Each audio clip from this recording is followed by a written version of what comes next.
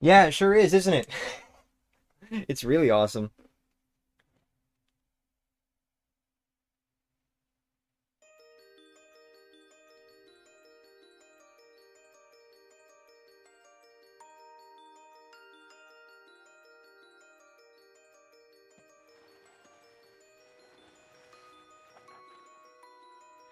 All right. Hi. You saw? Saw what?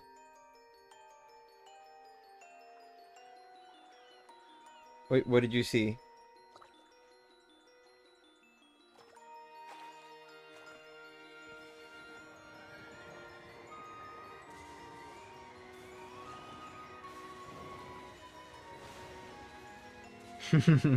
Oh, wait, are you referring to the opening? Anyway. Hi. This is gonna be a little bit of a different stream. Haven't really done something like this in a bit, kinda. So this stream is dedicated to setting up. This stream itself will not have anything special in it. Well, let me retract that statement. In regards to a topic of a stream, there is nothing here. There will not be any sort of big challenge run. There's no progress on like a new playthrough or 100% or anything like that. This is a completely different save file I will be playing on today. What I'm going to be doing is I'm going to be trying to run through the first chapter of the game as quickly as I can, because I want to set up for having a save file with multiple double panes.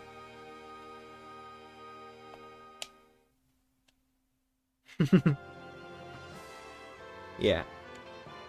Look at that. Look at that title screen. But no, that's actually, this is not the save file I will be playing on, even though this actually does have Chapter 1 completed. Actually. You know, that is kind of what I need, actually. Hold on. Wait a minute. Nah, this wasn't what I was planning today. I'm not going to immediately jump into it. So, what this is I'm going to be setting up for badge duplication. Sleeping early. Don't sleep early.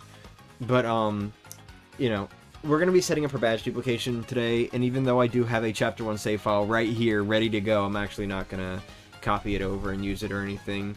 Though, really, part of me almost feels like I should.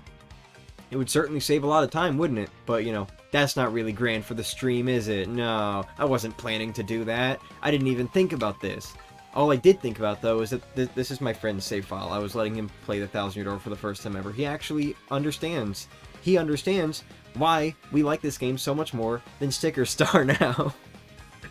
You know, I'm going to force him to play a little bit more. But we are going to start from the beginning. Also, partially because I kind of want to see something. But I don't know if it really, like, applies here. I don't know. But I do want to give one warning real quick. In roughly an hour, I am actually going to disappear from the stream for a moment. Because, in roughly an hour, it is going to be Steven's birthday! Yippee! So I'm going to be kind of disappearing from the stream to be on a call for a little bit, you know, deliver gifts, you get the idea. And then I'll come back and... well, we'll resume the stream shortly after I come back. But there will be, like, a brief intermission. But anyway. Oh, wait, that's why. Yeah. But anyway, so, regarding the badge duplication, which we will not be getting to see today, because I just simply do not have time. I had 2 hours to stream that were just completely cut off by something, you know, just an unexpected change of plans. I had 2 hours that were cut off, so we will not be getting to any sort of badge duplication or anything today, especially not now. But essentially the way it works in this game, it is ridiculously easy. Like, oh my god, it's easy. Easiest badge duplication out of the entire 3 games in this series that have the ability to do that. One of the games in the series that has badges does not have the ability to do that. Sorry, my bad, slight correction. So, badge duplication is somewhat of a thing that you can do in Paper Mario and Paper Mario the 1,000-Year Door, But with the first Paper Mario, it's like a ridiculously difficult process. And in Thousand Year Door, the original, you can't actually duplicate badges. That's not a thing. But, you know, enemies do drop badges in the Thousand Year Door, and obviously that was retained here, so that is an option for, you know, duplicating badges in the remake. But that's not real badge duplication. What we're going to be doing is real badge duplication, as in a glitch. The way it works in the remake, which, you know, this is what I'm getting to. This is where I'm saying, like, it's ridiculously easy. The way it works in the remake is you literally just overflow your badges. What you do is you max out the number of badges you can hold, which is at 200, and then essentially what happens is if you pick up another badge in the overworld, it'll say you have too many badges, you need to drop one, right? You know, kind of like when you have too many items, except you can hold 200 badges, so you're not likely to ever actually see that in a run, unless you are intentionally doing it. But, you know, so you would think, like, okay, you just drop the badge, that's fine. Right? You know, that's just normal gameplay behavior. What happens if you leave the room? Well, the badge goes back to the lovely house of badges. So that was kind of the idea behind how they made it. But it goes a little bit further because there was a brief oversight because they didn't consider the possibility that the player would drop a badge and then immediately pick it back up again. So you've picked up your badge, but now that badge has also been sent to the lovely house of badges. So you can do that 3 times because of the way, you know, the whole storing overworld badges that have been dropped thing works. You can do that 3 times and then go to the lovely house of badges and get 3 of the same badge, which will total up to 4, you know, if you only have 1 before that. So, you know, we're going to be getting 4 double panes. We're going to complete Chapter 1. You're going to farm 200 badges early game? Yes. But the idea is, I don't really care about duplicating other badges necessarily. What I care about duplicating specifically is double pane. Because I just, you know, for fun, not really a big challenge run. For fun, I just want to play through the game with 4 double panes equipped. You know, why the hell not? It could be pretty fun, right? Yes, I know. But anyway, so that's what I'm going to do. But the thing is, you can't actually get double pane until after Chapter 1, so whatever challenge runs I do with all those double panes, they will all be starting at Chapter 2, which is part of why I was like, okay, do I actually care enough to do this? Because, like, if you can't do the first chapter, that's, like, you know. You know. But anyway, so it will, like, everything I do will be starting at Chapter 2, but essentially what I'm going to be doing is I'm going to be going to the Pianta Parlor after I get double pane, and I'm just going to grind it out until I have enough tokens to max out my badges with, like, refund or something. You know, whatever the cheapest badge is. So, we've got options, but nothing will be doable until after Chapter 1. Oh, really? We don't just have a loud car, we have a loud car with a loud radio. Ugh! Let me skip tags, bro. Stupid birthday not letting me sleep early. Yeah, that's right. Hey, Andre. Andre's also going to be a birthday boy, but a few hours later than Steven, so... This is killing me, dude. I'm actually feeling the effects of not being able to skip text now, especially because, like, literally just moments before, I was playing Bowser's Inside Story on an emulator, because, you know, countdown to brothership, right? I've got to make sure it's running smoothly and everything, and, you know, I've got to, like, set up the borders and all that, including for things like the giant battle, so I have to actually get far enough to know what that's going to look like. Wait, no. No. Fuck, these menus are so slow. But anyway, I have to get far enough for that, so I've pretty much just, you know, sorry, I've pretty much been, like, casually speedrunning the game. Sorry, I can't speak. I've been trying to casually speedrun the game, and, skipping text is so fast, man. Oh my god. Bowser's Inside Story is so fast compared to, or any of the Mario and Luigi games. Actually, maybe not any. Any of the first 3 Mario and Luigi games are just so fast compared to, like, later Paper Mario games. Sometimes even earlier Paper Mario games, honestly.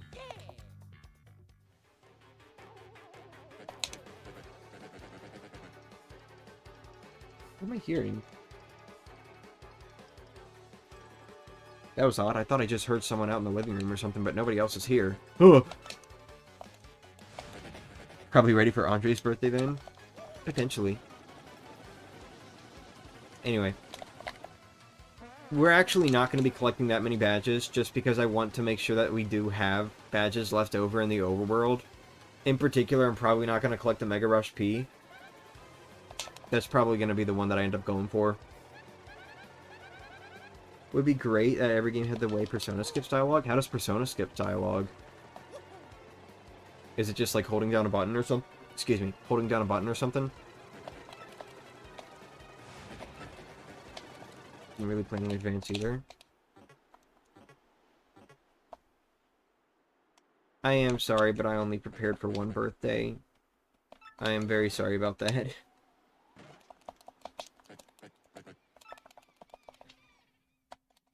There's too much going on with, like, the YCH and the, you know, what else? Looking for a job. And also trying to do these streams now. That last one's definitely my fault, like 100%, but you know. God, I fucking love how much this, or how good this game looks, dude. I really love it so much. This game looks fantastic. The promo art does too. This genuinely might be my favorite art style in the Paper Mario series at this point. Which I know is a little wild, because, like, you know, anyone who knows me knows that I actually really do love the way the Origami King looks. I personally think it looks great. Especially the world design. The world design looks fantastic in that game with the paper mache look. But, I'm gonna be real, they topped it here. The paper puppets actually look super good and very expressive and everything, and, like, the lighting and everything is really good. Like, this genuinely looks amazing. That and the back sheets are, like, perfect. Because, like, it nails the paper look while also creating the illusion of kind of like a highlight, sort of. The back sheets are perfect, man. I don't know why they didn't think of doing something like that sooner. I hope this art style sticks, though. Or at least a very similar one. In Persona, they just automatically fast forward dialogue in the cutscenes that happen. Oh, really? Huh.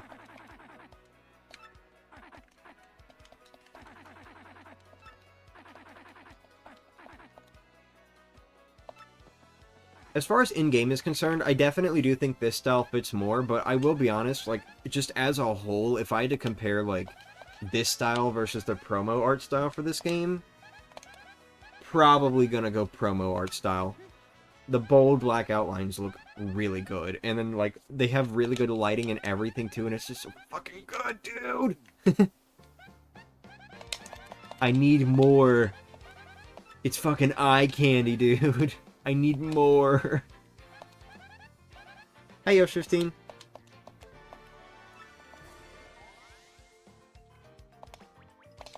It's cool how the paper looks 3D while looking flat, too. Layered paper, right? They, like, actually nailed the paper puppet look in this game. Especially, like, in the remake now. It's so smooth and everything.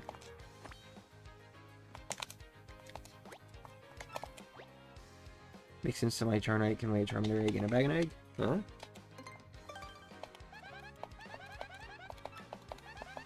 I'm still I'm sorry, I'm literally, like, sitting there pressing A and X back and forth with my fingers, because, like, I'm still in Bowser's Inside Story text skipping mode. Yeah, oh, God. That, too. You know, because older games put, you know, explain it again as the default option.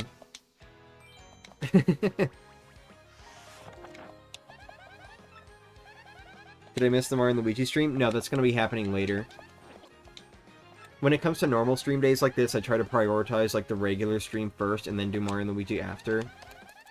If I have time. Me too, honestly. I'll never forgive them for getting rid of it. That is, like, my least favorite aspect of now the past 4 Paper Mario games. I don't understand what their deal is with not letting you skip text. Looks like I missed one yesterday. Oh, yeah, you missed one yesterday. It was the start of Partners in Time. I had, like, a multi-day gap, unfortunately, because stuff was going on.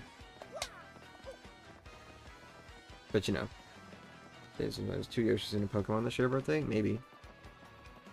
But anyway, hi. Welcome to the stream. But no, just to, like, keep elaborating real quick. Genuinely, I am so curious about what the next Paper Mario game's art style is going to look like. Both in-game and promo art. Because, like, you compare the in-game and the promo art with this game, and it's like, they're similar, but also very different. Like, you know, this game, like, in-game doesn't have the black outlines, it's colored outlines. And there's more separation between body parts compared to the promo art. Like with, let me think for a second. Koops? Actually, no, Yoshi's a good one. So, like, with Yoshi, you know, like, with the promo art, his whole, like, head and body and everything is just, like, one piece. Which, you know, I don't really like how that looks as much, honestly, as the head being separate from the body, being separate from the arms and everything. So, like, you know, there's more separation in-game between body parts as opposed to the promo art style. Like, you know, there's differences. There are differences. You know, that's what I'm trying to say. There are differences. But, like, in general, you know, I'm really curious what the next Paper Mario game is going to look like because, you know, they really nailed a good art style here. So they could definitely expand on it if they wanted to, which they probably will. Because aside from the first Paper Mario game, they've never let one art style just kind of rest for, like, that same game. Like, you know, Thousand Year Door got carried over into Super Paper Mario, which also has its own art style to some degree, but the characters are still very Thousand Year Door-esque. And then, you know, Sticker Star kind of expanded on it in a different way, making everything look a little bit more papery and, you know, changing some character design, stuff like that. And then you got Color Splash and Origami King, which share a very similar style. Again, also differences between those games, like, you know, specifically the world design and the lighting. But, like, you know, generally you've got, like, the black color look with the white outlines and the choppy animations. You know, that's what Color Splash and Origami King have going. So it's like, you know, I could see them doing this art style again for the next Paper Mario game, and that really excites me a lot. Probably with some slight differences, like they might go back to the paper mache worlds potentially, but we'll see. It depends on how they decide to design it. And then there's the promo art style, which is like, I really want that one to come back because I really love looking at it. Like, I look at it every single day, including fan recreations of it, including my recreation of it. But, like, I really love looking at the promo art. It's fucking eye candy, dude, and I really hope it comes back for the next game. You know? But whatever they do, a part of me also feels like there is a good possibility that they could pull an Origami King and try to make the promo art and the in-game art look very similar to each other. Because, like, you know, you look at Color Splash's box art, and it's like, even though it has aspects of Color Splash's art style in-game, it's also still very different. Like, it's more vibrant, and it's got, like, the shading on the characters and stuff like that, you know? But then you look at Origami King's art style, and it looks almost exactly like how it actually looks in-game, just with, like, a little papery texture over the characters. But aside from that, it looks pretty much the same. So it's like, you know, I wonder if there's going to be different art styles between the promo art and the in-game art for the next Paper Mario game, or if they're just going to pull an Origami King and have them both be the same as each other. I'm super curious about that. Oh yeah, I know it won't be until 28, because they release like every 4 years for the most part, but you know. How are you doing? I can't wait for the next Mario game. Me neither. I'm really excited about it. I'm doing great though. Thank you. Want the best gear for the bros? Get 2 treasure badges. It's necessary to reduce grinding for items and equipment. Which game are you referring to? Oh, Partners in Time? A new Paper Mario game similar to one of the fan games like Countdown to Chaos would be cool. Ooh. That would be cool. Dude, I haven't heard that name in a fucking while. It's been a good bit since I've heard the name Countdown to Chaos. Damn. I wonder how Epic Paper Mario is doing, actually. I remember that being a fan game project for a little bit, too, but I haven't checked in on it in, like, half a decade, at least, so I have no idea if it's been canceled or anything. I feel like we probably would have heard about it by now, though, so maybe it has been canned. No. No. Okay, no, I said no! I wish they toned down the tutorials a little bit more in this game. Unfortunately, I think they kind of made them more. Does that make sense? Because, you know, there's like the event battle and Path to Schwang Fortress to teach you about stage stuff. I don't know. They didn't really tone down the tutorials in this remake, and that was one thing I did kind of hope they would do. But, you know. Need to see that? Me too. God, I have such high hopes for the next Paper Mario game right now. You have no idea. Like, genuinely, after that Super Mario RPG remake, I was like, lower your expectations for the Thousand Year Door remake. And then the Thousand Year Door remake blew me out of the damn water. And then I'm like, okay, well shit, Paper Mario's probably back at this point, but you know, sad we'll never see another. And then there it is. Mario and Luigi Brothers ship, and it looks amazing. So it's like, we really are just back, aren't we? Like, we're fully back with the Mario RPGs. I can actually have hope that the next Paper Mario game is going to be fantastic again. And that really excites me.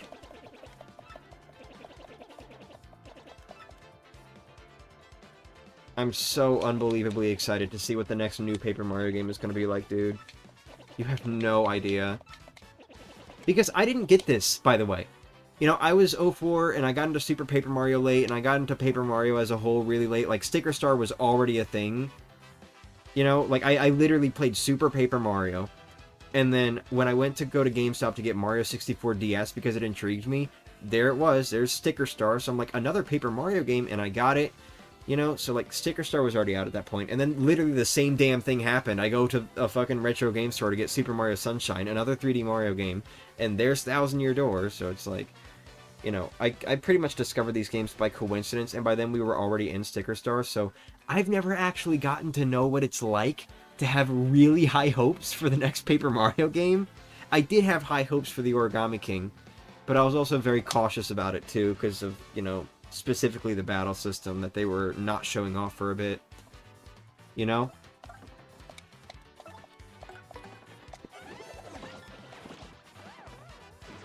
So, like, this is the first time I'm really getting to experience what it's like to have really high hopes for a new Paper Mario. And I'm super stoked about that, honestly.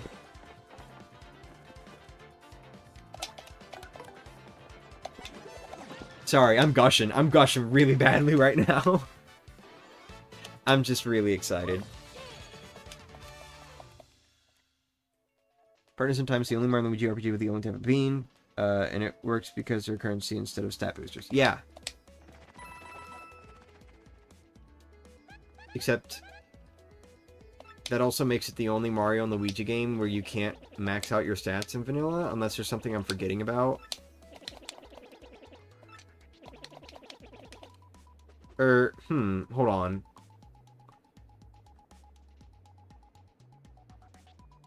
No, I guess Bowser's Inside Story also.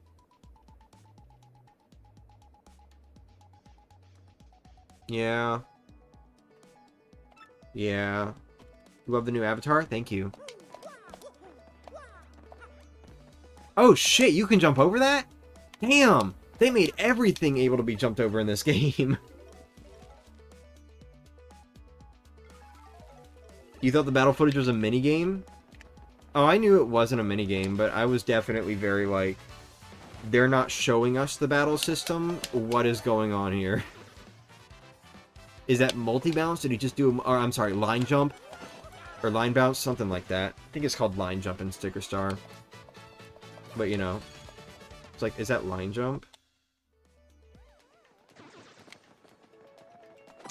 And then no. No, it's just the regular fucking jump attack. You had high hopes for Sticker Star? I'm sure a lot of people did, honestly. It's just, I wasn't really into Paper Mario around that time. So, like, I didn't even get to see what it was like to, you know, be a part of the hype train for Sticker Star, only to be severely let down by it. You know?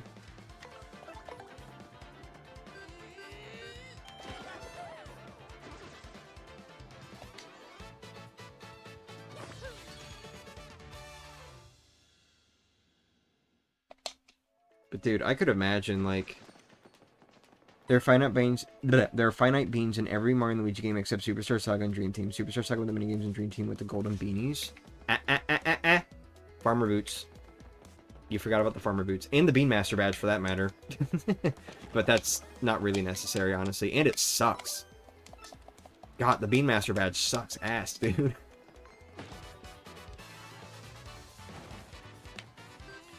But no, Partners in Time and Bowser's Inside Story, you can't max out all your stats because there are finite beans. But with Superstar Saga and the remake, there are... with Superstar Saga and the remake, there are the surfing minigames. Then Dream Team, Paper Jam, and the Bowser's Inside Story remake have the farmer boots, or if you live in Europe, the Wellington boots. Which, you know, those make enemies drop beans. And then the Superstar Saga remake also has the Beanmaster badge, which is the same thing. But honestly, you're better off with the surfing minigame. Because the Beanmaster badge, literally, it's so rare for them to actually drop beans, it's bad. Yeah, so it's like 3 of the 4 Mario and Luigi games have the farmer boots, and then the Superstar Saga remake has an equivalent for that.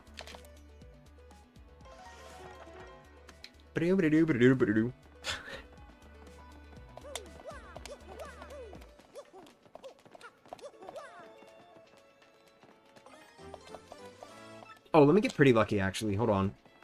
Just any... Fuck! Any badge will help getting toward 200.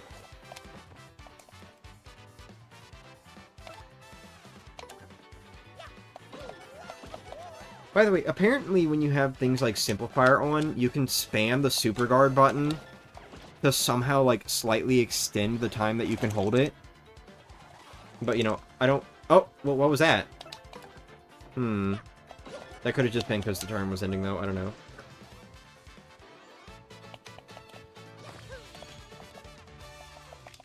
But yeah, apparently with Simplifier, you can, like, spam it really easily and extend the length that you're holding the Super Guard pose, which is, like, crazy, but... Okay, that's bullshit.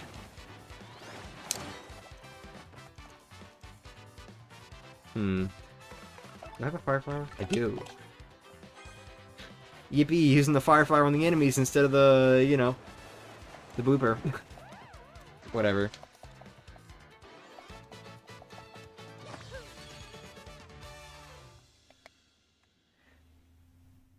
About 30 more minutes and then there's going to be a brief intermission. Just letting you guys know.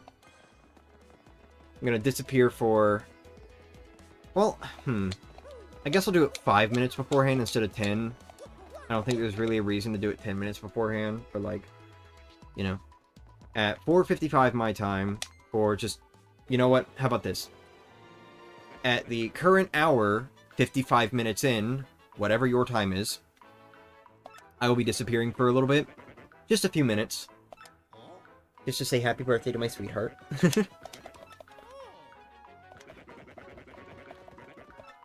More so meant easy ways to get beans. Gold beanies are easy if you're a high enough level and know the Legionary Wall. Yeah, that's true. I forgot gold beanies even drop beans, honestly.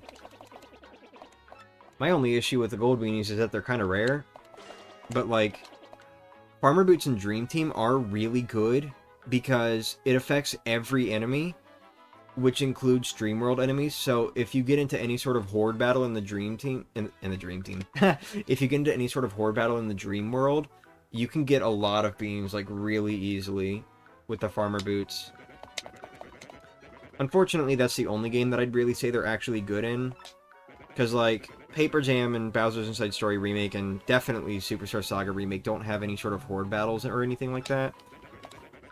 Paper Jam, I feel like might have something. I feel like Paper Jam might have something oh, Bitty Buds. The Bitty Buds, right. So you can kind of do it with the Bitty Buds in Paper Jam. But I think that's about it. They're not really that useful in the remakes. Your birthday's coming in 9 days? Ooh, happy early birthday. Hopefully I'm streaming on whatever your hopefully I'm streaming on your birthday so that I can say it on stream then. But if not, happy early birthday, just to make sure I don't forget. You should definitely remind me, though, because I will forget later.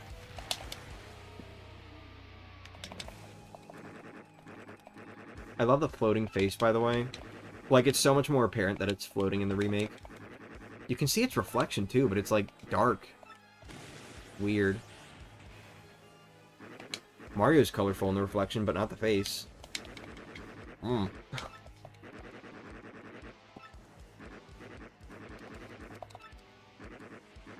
July 12th. Gotcha. Wait, Friday. Ooh, that's rough. Fridays are a little bit more difficult to stream just because I only have like a 2 to 3 hour a 2 to 3 hour window. But you know.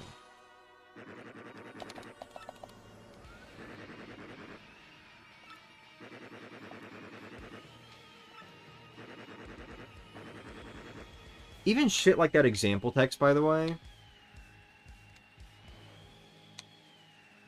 Oh, you're gonna make me... Yeah, there you go. That's what it was wanting. Okay, my bad. Okay. Sorry, I'm used to, like, holding to the right instead of just letting go. Anyway, what was I saying? Oh, right. Well, you don't really get to see it now. But stuff like the saving text and the example text, you could tell it's... Wait. Yeah.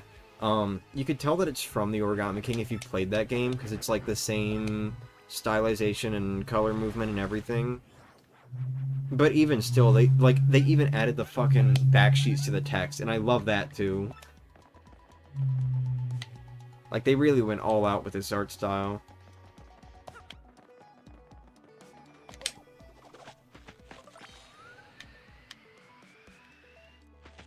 Oh, shit. Too early.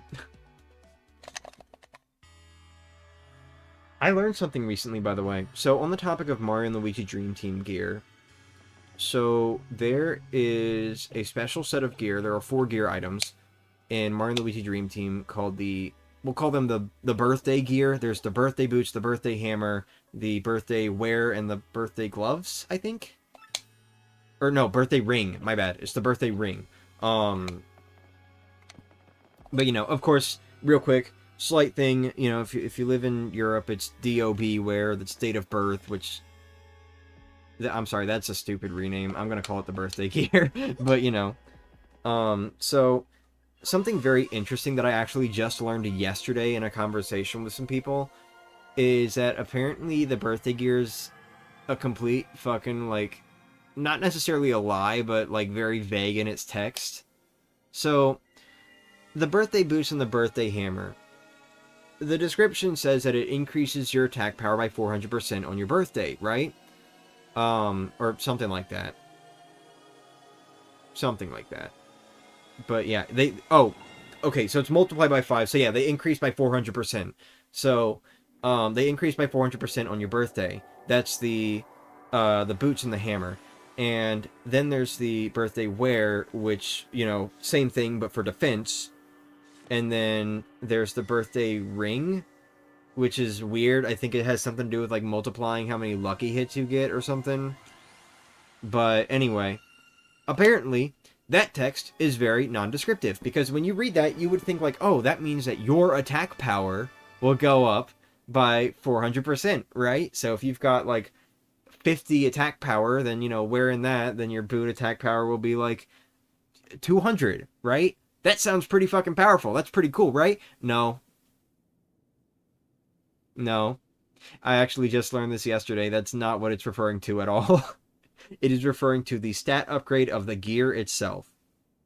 The stat upgrade is 30. 30 power. Or 30 defense. So, it doesn't increase your attack power, it increases its own attack power or defense by 400%. So, it adds 120 attack or 120 defense. That's so fucking dumb. I would never wear that. Literally, the hiking boots are more powerful. Which, you know, I also completely forgot about those, so, you know, don't give me credits for saying that. But, like, you know, the hiking boots are apparently much more powerful and easier to get for, like, speedruns and stuff like that. Because those actually do increase your attack power by, so 150? Oh, I'm sorry. Yeah, it might be 150, not 120. My bad. But, you know, it's so fucking dumb. But, like, the hiking boots are actually good because those increase your attack power based on how many steps you have on the 3DS speedometer. And apparently, for speedruns, what you can... Apparently you can do this. I didn't know you could do this with the 3DS. Apparently you can just get up like a shit ton of steps in on one particular day. Just shake your 3DS a whole bunch, I guess. Spend hours shaking your 3DS. I don't know. And then even though the speedometer resets on the next day, apparently at any given point you can just go back to the day that you got all those steps on, and it will set the speedometer back to what it was on that day. Why does the 3DS even store information like that? What? But apparently it stores it, and if you set the clock back like that, it will go back to that speedometer value, so it's like... What? I don't think speedometer is the right word. I'm not sure if I'm saying the right word there. You know what I mean, though. Like the little walkie thing, the step counter. But, you know, so apparently they just do that. They set it up for, like, one specific day, and then every time they go to speedrun the game, they will set the clock back to that day, so that when they get the hiking boots, they just do a ridiculous amount of damage on every attack. I'm sorry, every jump attack. It's so funny, dude. So, you know, don't get the birthday boots. Get the hiking boots. They're way more useful, apparently. Weird. Dream Team's weird. You have 100 play coins and nothing to spend them on except Find Me Too. Dude.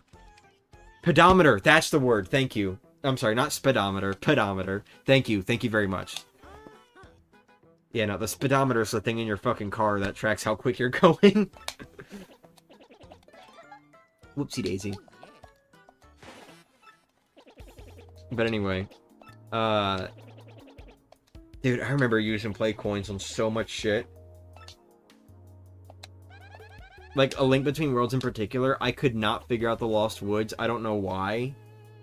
Like, I knew what it was telling me to do, but I was, like, really bad at it or something. So I would always just, every time I played A Link Between Worlds, you know, all one times, I would always, like, just constantly spin play coins just to fucking get through the Lost Woods. Maybe I played it twice, actually. I might have played the game twice. But, like, still. Aside from that, though, yep, it was just, Find Me Too and, like, Street Pass Me Plaza stuff.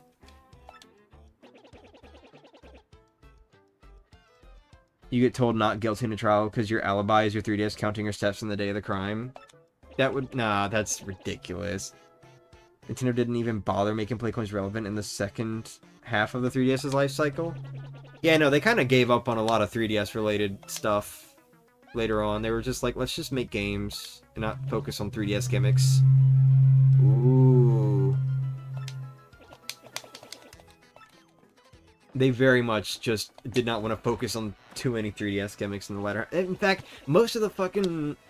A lot of the games that released didn't even have native 3D play. Like, I guess it was to accommodate for, like, new 2DS, so it's just whatever, it's easier, right? But, like... So many games you just couldn't play in 3D in, and it's hilarious, honestly. No, I'm good. No, I'm good.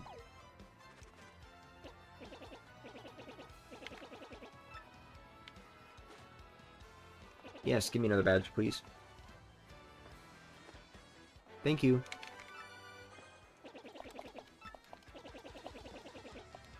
You hear that, guys? Badges are incredibly helpful, so we're going to make sure to get 200 of them, alright? I hate how many times you have to say no to tutorials here.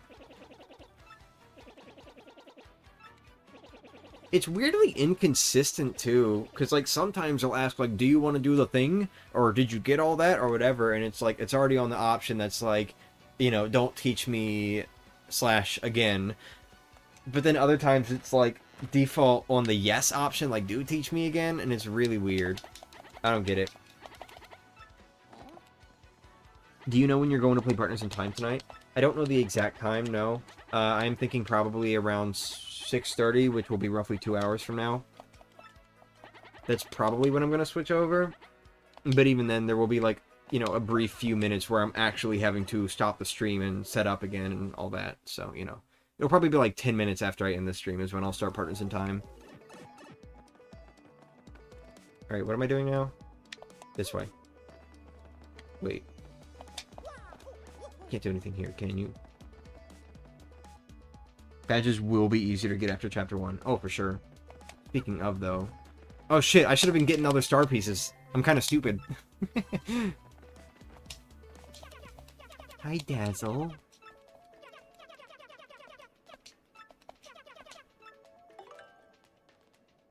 Fuck it, I've only got the one anyway.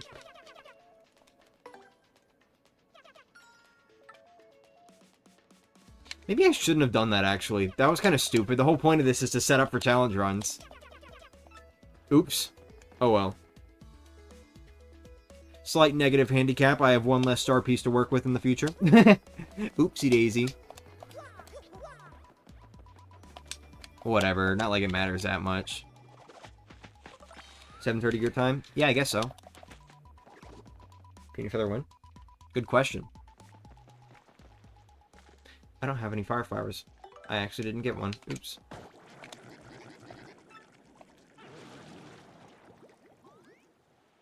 I'm gonna try to just not spend money when I can avoid it, because it would definitely help with, like, getting Pianta tokens. I might even try to grind a little bit just to get more money. We'll see.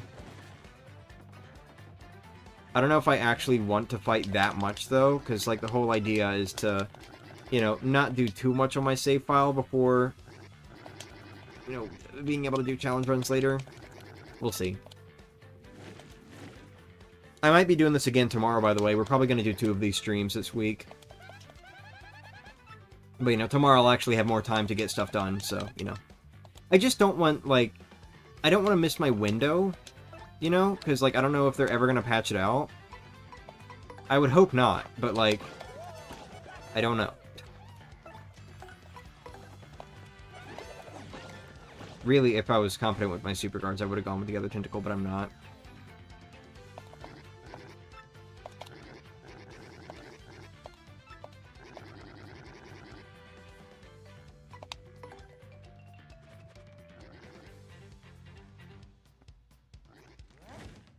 Damn it! Too late.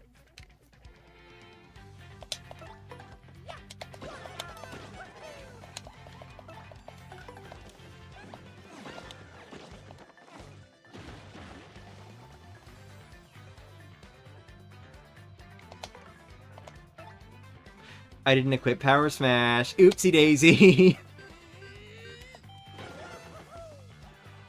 Any challenge run in particular you're thinking of doing? Not really. I just kind of want to have the double pain so that I can later on do a run where I just have like 4 double pains equipped. Just to see how much I enjoy it. But like it'll by all means just be a regular run for the most part.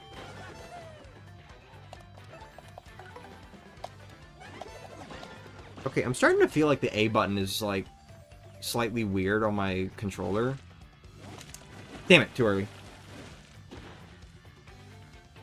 You're in the middle of disabled Mario FP only? Ooh.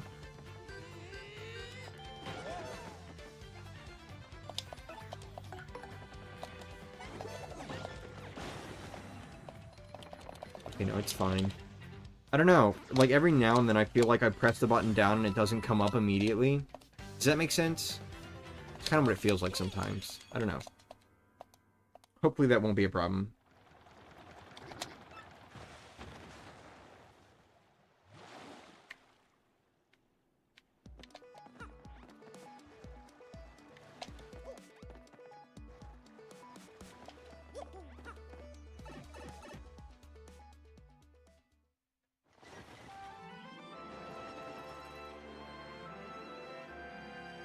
Mm-hmm.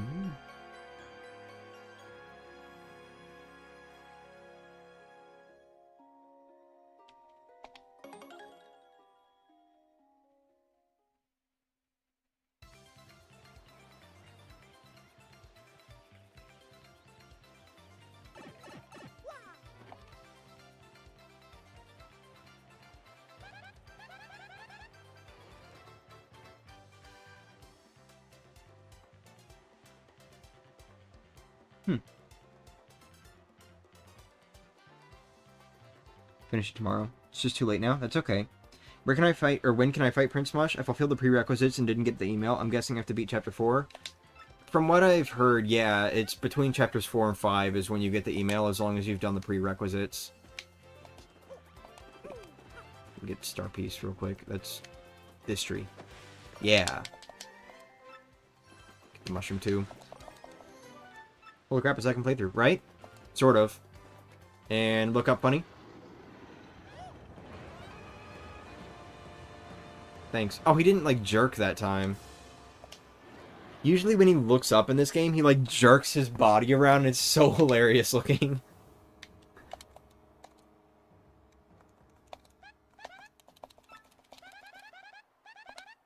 Yeah, no, for me it was before Chapter 5 also.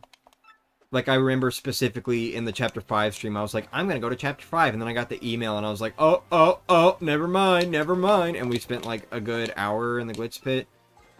Kind of just, like, figuring them out. Maybe not an hour, but it was an hour before I started Chapter 5.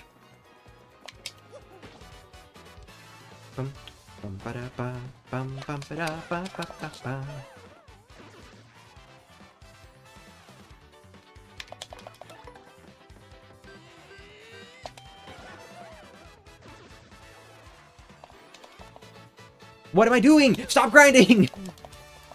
Maybe. I guess, whatever. It doesn't matter. I'll just end up upgrading BP or something. Look at this. That's so close call.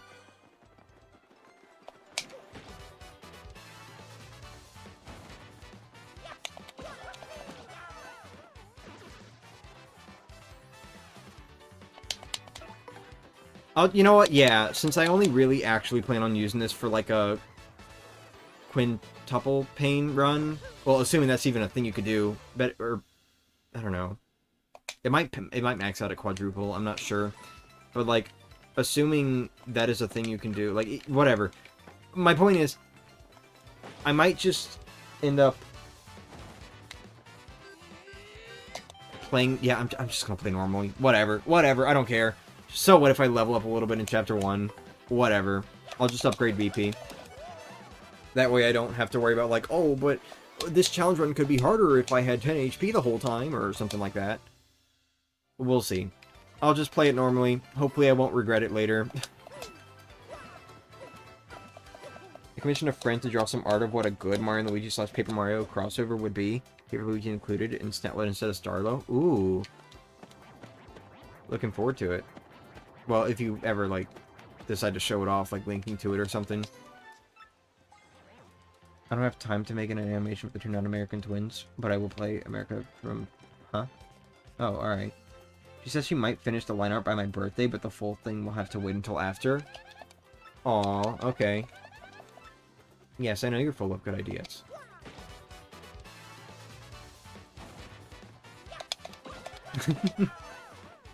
Yes, Goombella. I know, my little Goombella. My little Goombella champ.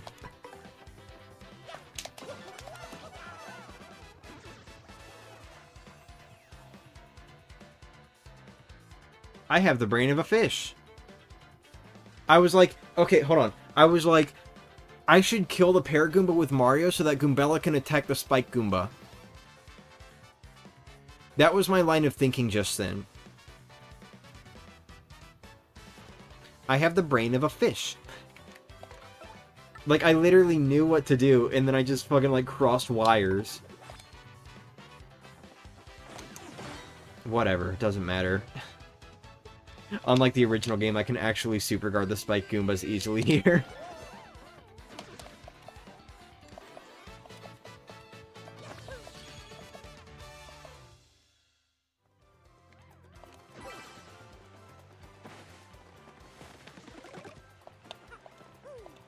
No! Go in the pipe!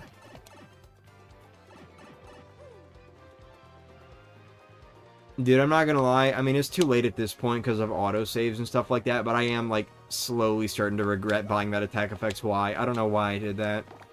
That was really stupid on my end.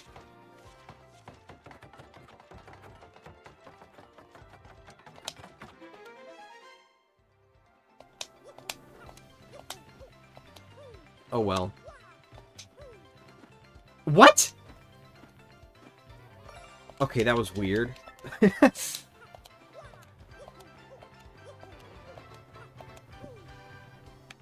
For sure, for sure.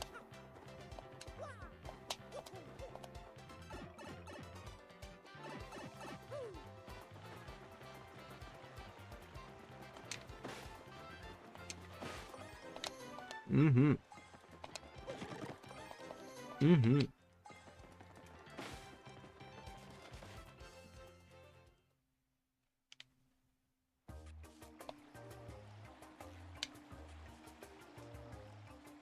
This game is so beautiful. That was probably not in sync with the game. Something, something, something.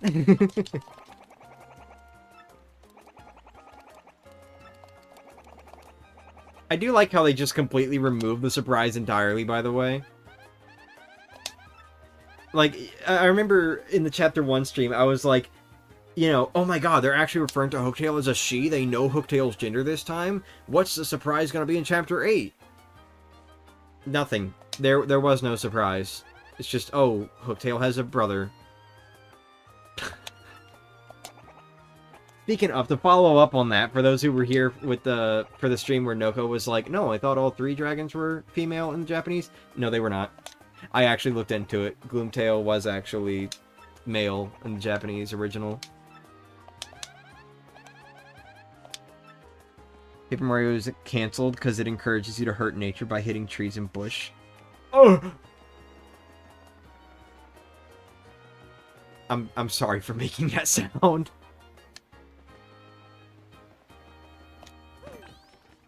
That's right. You ever seen such an instant turnaround, huh?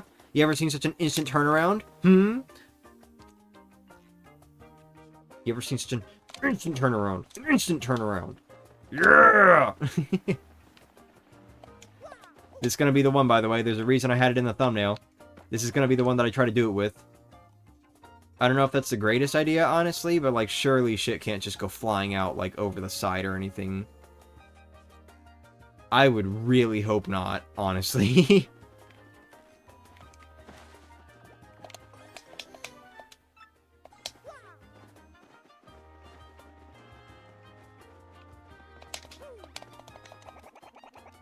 Had an idea for a Paper Mario tabletop RPG called True Paper Mario. Ooh. Someone else had something similar. I mean, it wasn't... So someone had, like, a design that they posted on Twitter, and the idea was they called it Pen and Paper Mario. Because it would be like a tabletop RPG, but still as, like, a video game, like the rest of the Paper Mario series. And what they kind of came up with... You can actually make this jump now. Huh. Oh, you can just straight up stand on the bush now. Okay, cool. I didn't know that. But, like, they called it Pen and Paper Mario, and they drew, like, this really sick-looking box art and everything. I could try to, like, find it. I'm gonna try to find it, actually. Real quick, while I have to sit here and skip through text.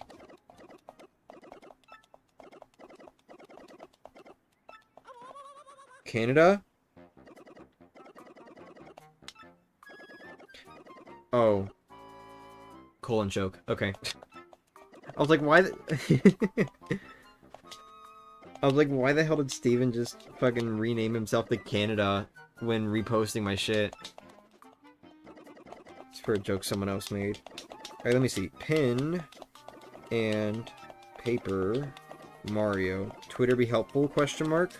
Come on. Yeah, there it is. Wow, Twitter search was actually helpful. Alright, here, look at this.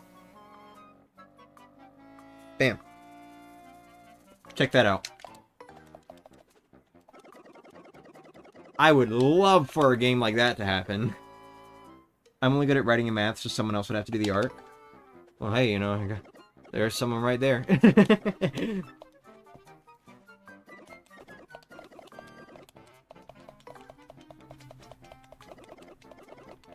I'm still in this fucking cutscene, dude. I just, like, looked back up again. And, like, I'm still in this cutscene. This cutscene takes forever, dude. Old men talk way too long in this game. And then I get interrupted by a car right after. People gotta stop revving their engines around that corner, dude. It really aggravates me. I'm not gonna lie. It's supposed to be a peaceful, quiet neighborhood. Stop being loud!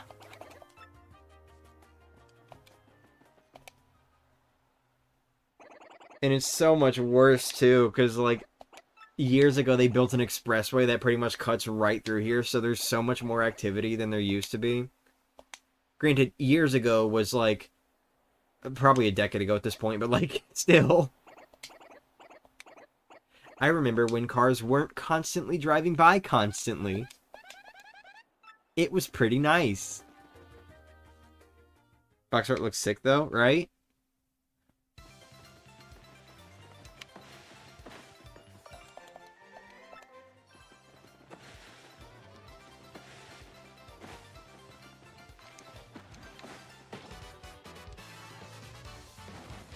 Alright. In about 10 minutes, there's going to be a little intermission. Give me 10 minutes. And then I'm going to disappear for, like, probably another 10 minutes.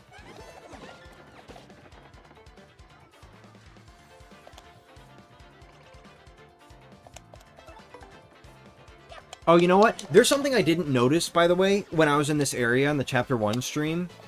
There's something I didn't notice, and I want to point it out now because I noticed it later, and I'm like, oh my god, that's perfect. You know, another thing to say, wow, 1,000 Year Door is, actual perfection. Now, anyway. But, you know. Something I need to point out. Ugh! My back.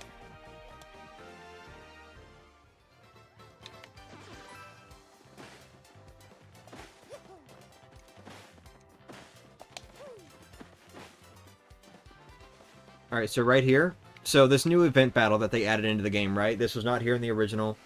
So there's this new event battle, and it teaches you about, you know, stage battles, you know, like all the stage effects and shit you can do.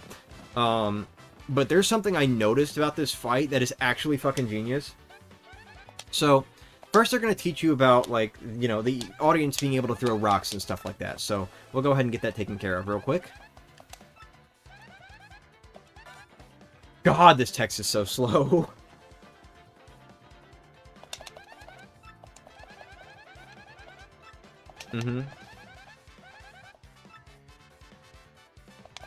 Okay, now try attacking with the hammer. So this is something that they actually force you to see in this fight. If I had Power Smash on, by the way, like, as far as I'm aware, if I had Power Smash on, like, it wouldn't be selectable, I think. Like, I think they force you to select, or attack with your regular hammer. So, they force you to attack this Koopa Troopa with your hammer to have the stage fall on him. Now, here's the thing. In the original game, stage effects took defense into account, and because most stage effects only did 1 damage, that meant if an enemy or character had literally any defense, it would not affect them at all if a stage, you know, like if a stage prop fell on them. Anyone who is, like, a seasoned player of the game, and I'm so upset at myself for not noticing this, I guess I was just too excited or something, but anyone who's a seasoned player of the game will probably already, like, immediately notice right here. First off, the hammer doesn't kill the Koopa, but then it does 1 damage there. So they force you to use the hammer to have the stage fall so that the Koopa doesn't die, and the stage falls on it. But then on top of that, because you're using the hammer, the Koopa doesn't get flipped, so you get to see the stage fall on the Koopa and see that it does 1 damage this time, as opposed to the 0 that it would have done before if they're not flipped. So that is fucking genius. I just want to point that out. Like, it is genius that they make sure that even if you are a seasoned player, you know that stage effects actually pierce defense in the remake now. They make sure you know that. And it's genius. I love it so much. That is actually a good detail in this tutorial. Now, granted, I still wish you could skip it, but, like, you know, it is what it is. Wait, go back. Sorry, I tried to press L to go back. It felt like it felt like that A button did not come up that time. I don't know how I still got the style.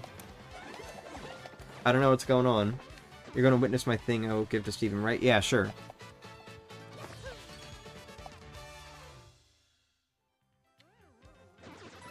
But yeah, there you go. I just wanted to point that out. Because, like, I noticed it while watching someone else play the game, and I'm like, holy shit!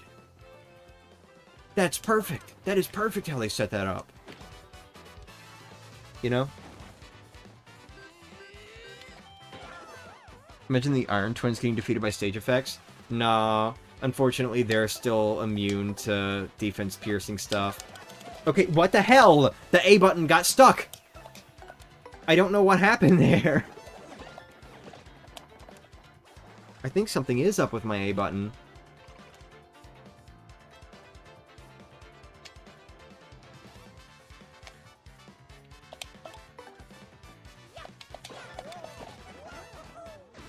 Okay. Hopefully it's fine now. What was I doing when I first noticed this? I'm trying to remember.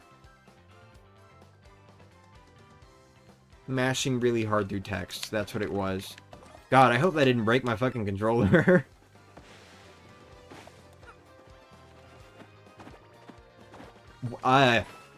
Damn.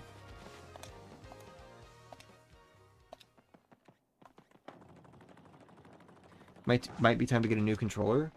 I genuinely think the controller is still fine, but every now and then the A button gets, like, stuck down for whatever reason, and I don't know why. Alright, can still flee. I want to show something. Actually, never mind. No, I don't care. Whatever. How about?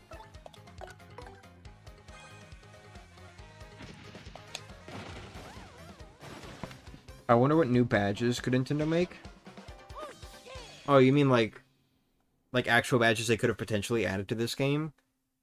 Really, most I would have wanted is like more partner variants of badges that didn't have partner variants before, like maybe Spike Shield.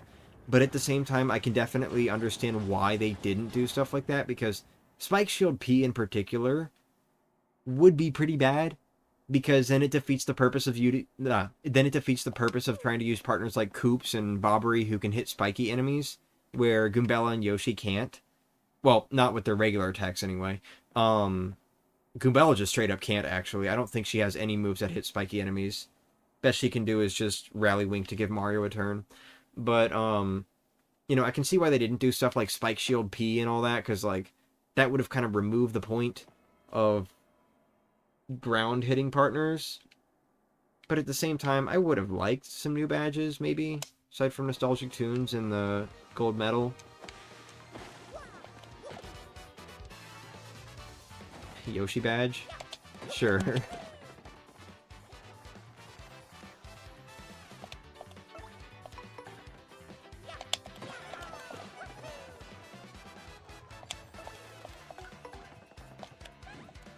Okay. That was weird.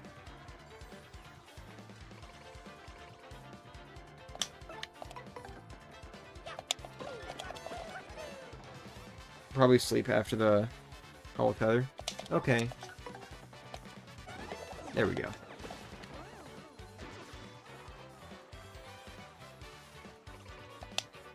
Ooh, Shine Bingy. Get out of here. Bye. It's so weird how sometimes, like, in this game, and this isn't modern Paper Mario effect, he did this in the original game too, it's so weird how sometimes Mario will swing his hammer and keep his feet on the ground, but kind of, like, push them forward, and other times when he swings his hammer, he, like, sends his body up into the air. Like, why does he do it differently sometimes with, like, certain moves and all that? Trying to think, there was another one. Oh, was it Piercing Blow, maybe? Or another badge with a similar effect? I don't know. I don't know, man.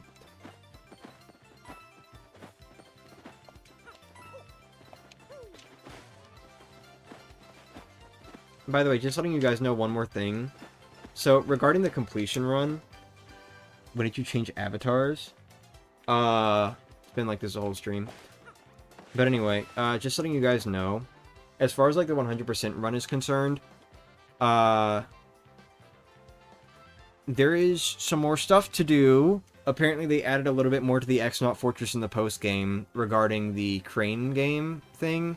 There are like 5 different sets of items that can show up now. So we will be getting all of those on both save files. Little upset that I have to do it on both, but you know, whatever.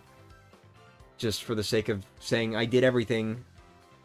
Because, you know, I know about them now, so no point in saying, like, oh, I couldn't have known about that. Because I know about them, so there's no excuse now. But anyway, yo, gaslighting me? Hi. Hammer throw is nerfed, so it does base hammer damage, but it pierces... Yeah, it pierces defense now, but it literally is just like the regular hammer now, which is fucking stupid. It doesn't increase damage when you get the super and ultra hammer. That has to be like a fucking mistake or something. I don't know. Actually, when Mario throws his hammer with hammer throw in this remake, is it the ultra hammer when he has it? Like, does he throw the super or ultra hammer, or does he actually throw a wooden hammer? Despite whatever he has. I'm really curious about that. Anyway, I'll like read responses and stuff like that in a moment. I'm gonna disappear now. I'll be right back. Enjoy looking at Mario and Goombeller.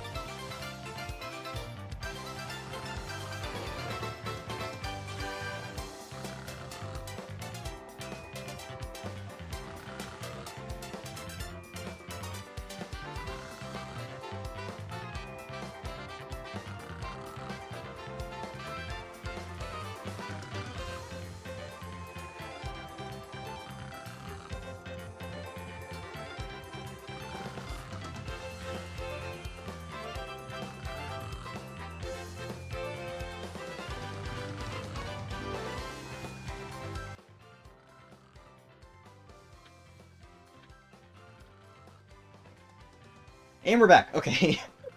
Sorry, I didn't know that pressing undo, like, just rapidly... Like, I didn't... I didn't know that, doing an undo action would also affect the audio, apparently. It makes sense, but I didn't consider that. I thought it was only, like, picture stuff for some reason. So, I was sitting there pressing undo for a little bit to undo the audio, and then, you know, all that, get myself back into position. Sorry. But anyway, hi!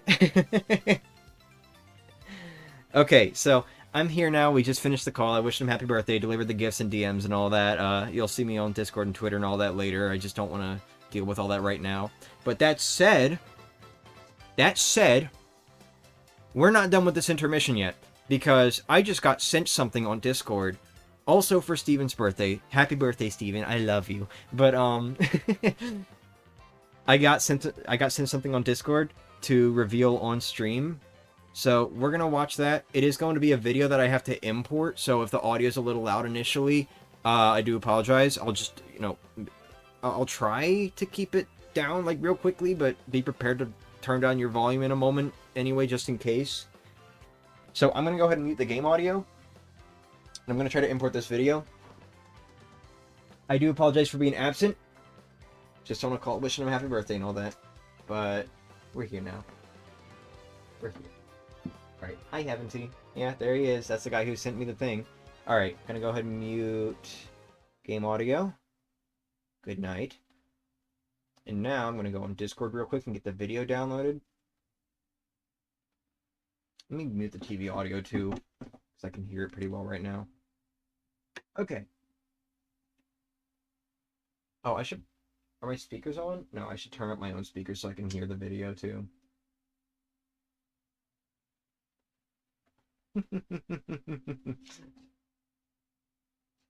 If my reactions are slightly delayed, it's just because, you know, the video is at like a normal time, but my microphone is still 600 milliseconds behind for the Elgato, so, you know. But this ain't about me, so. Alright, let's see here. Media source. We'll call it vid. Okay. Browse. Downloads. File name that I'm not going to say. We'll put the speed at 200%. No, I'm kidding. I'm not going to do that. Yeah, we'll put the speed... Oh! Shit. Whoops. You weren't supposed to see that.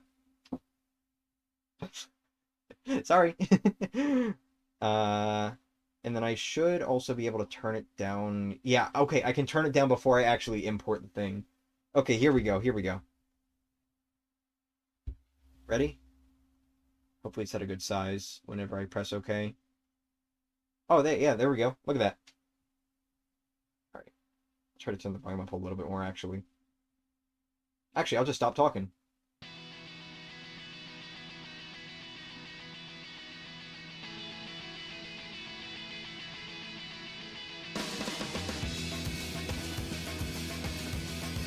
Oh, I still can't hear it, never mind.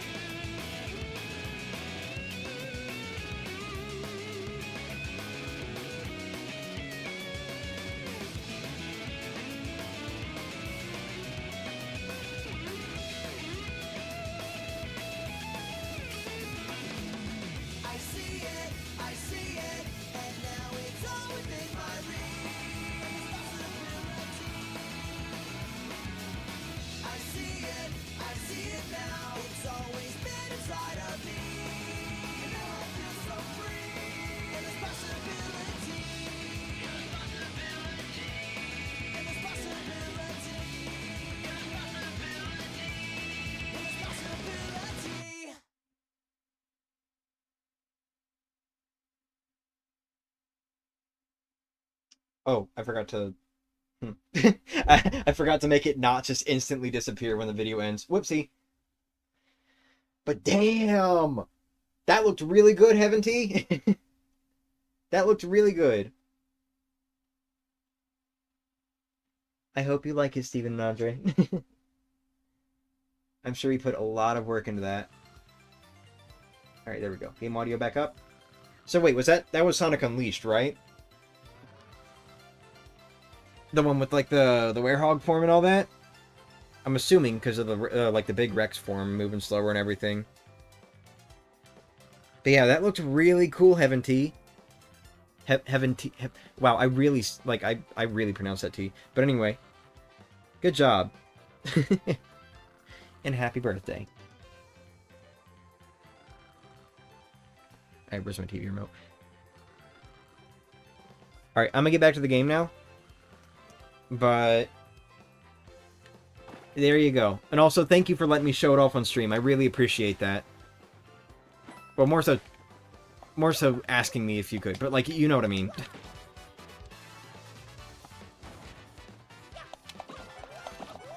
Yes, it was Unleashed? Okay.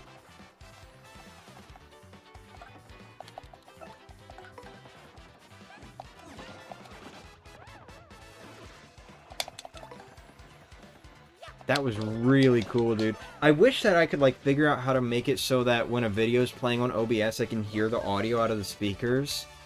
Because I'm sure there was, like, some really cool music playing during that.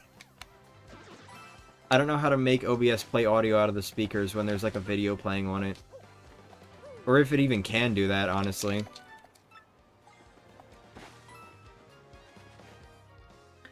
Fun fact, the guy who sings Endless Possibility is the current voice of Chuck E. Cheese. Oh, really? By the way, I want to show this off real quick. That's a thing. I didn't know you could interact with that. I don't know if that was a thing in the original. I feel like maybe not, but, you know. Anyway. Also, everyone tell Steven goodnight, because apparently he's going to sleep soon.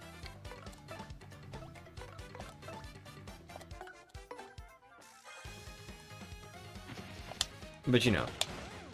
That was very good looking.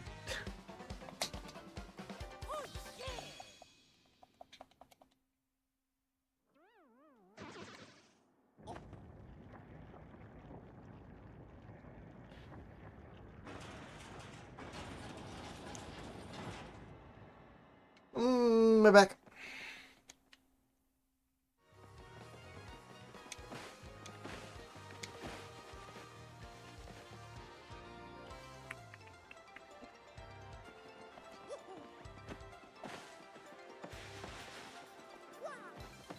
He's the specialist boy. I love him very much.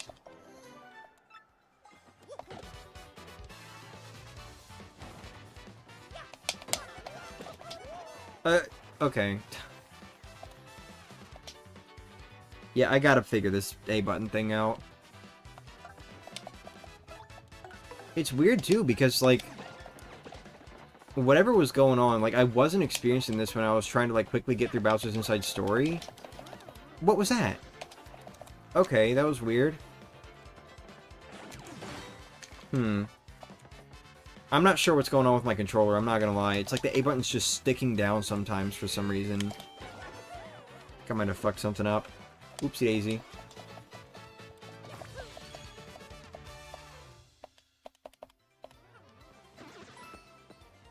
My back,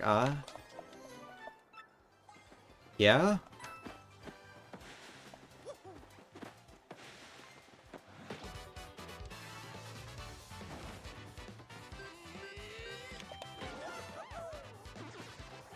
What about... Oh, okay.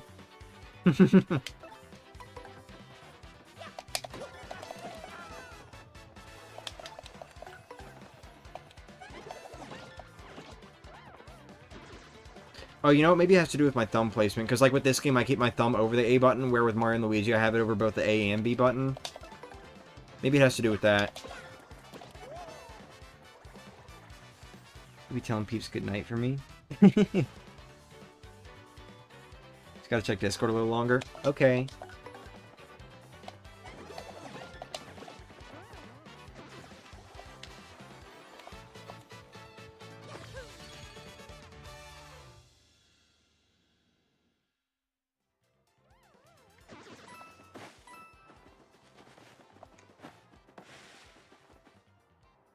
Oh, right, I forgot the music fades out when you get close to Swamp Fortress. Why'd I do that? That was stupid.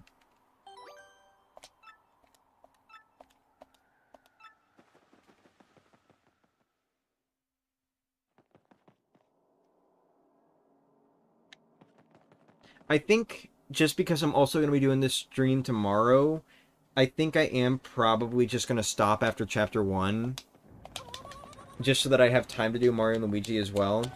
And then, you know, tomorrow will be the real grinding stream. You know, the one where we're actually doing shit. Where we're doing the thing that we came here to do. Remember some of the lyrics I wrote for the theme song of my series? Oh, really? Cool.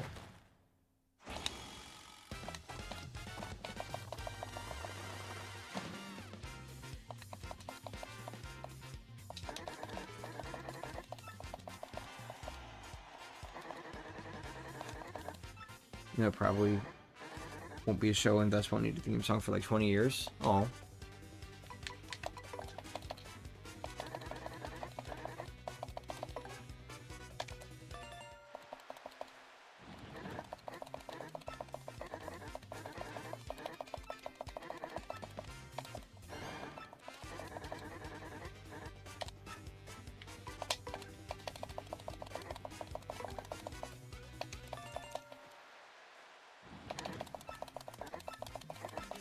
I'm getting hungry.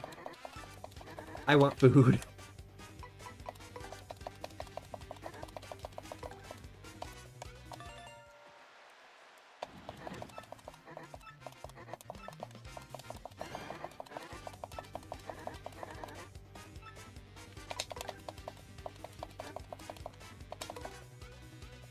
Wrong.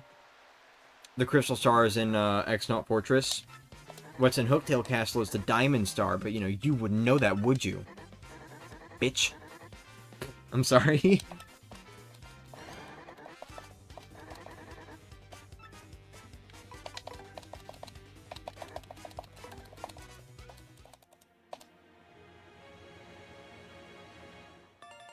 Yippee. My heart and let me thine. I knew since the start their love would brightly shine. Ah.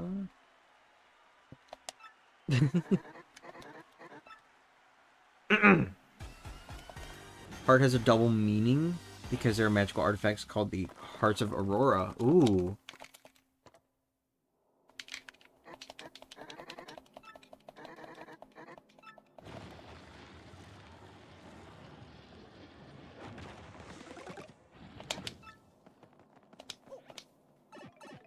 Check announcements discussion for a laugh. Okay, one sec.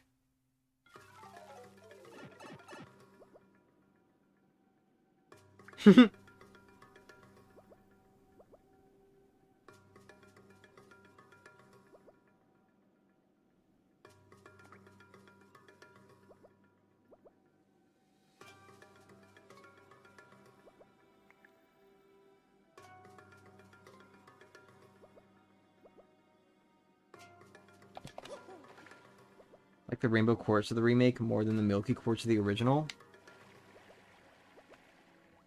Oh, are you referring to the Crystal Star?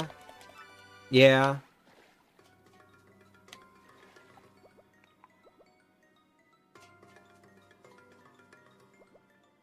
Oh, no, that's fine, that's normal. Okay.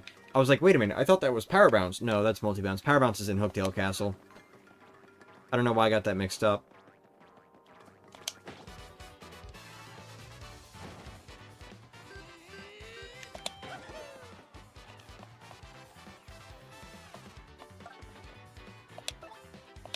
And he didn't equip it! Yay! Whoopsie daisy, it's fine. I vaguely remember the super guard timing. It'll be fine.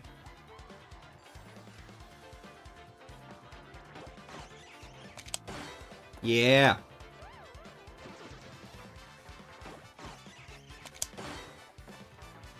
Nice that the Crystal Star has quartz in both versions. Yeah. I don't know why they didn't call it something like the Quartz Star or something. But, you know, whatever. I guess Quartz wouldn't feel as special when the first star is literally the Diamond Star. But, whatever. I feel like they should have, like, swapped them around. Like, maybe the first star should have been the quartz star, and the me forgetting that I should hit the block to get a fire flower is the last star. I don't know. I feel like they should have made the first star like a quartz star and then had the last one be diamond or something. I don't know why I keep going that way. Oh, it's fine. I have more than enough fire flowers. Okay, we're good.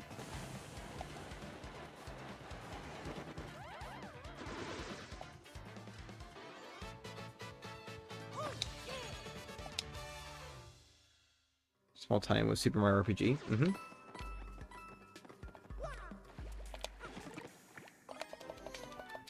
Okay, let me put my badges on. Because I still haven't done that for some fucking reason.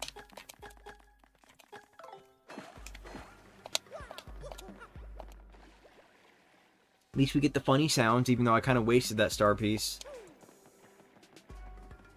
Damn, Goombella. Alright.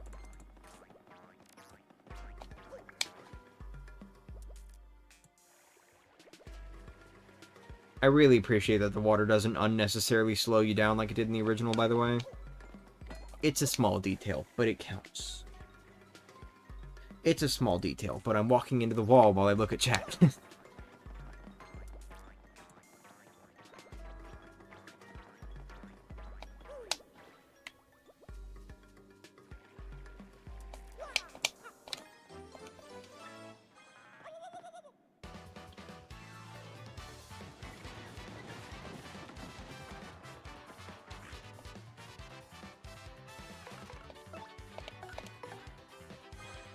We go have dinner? Alright. See you in a little bit.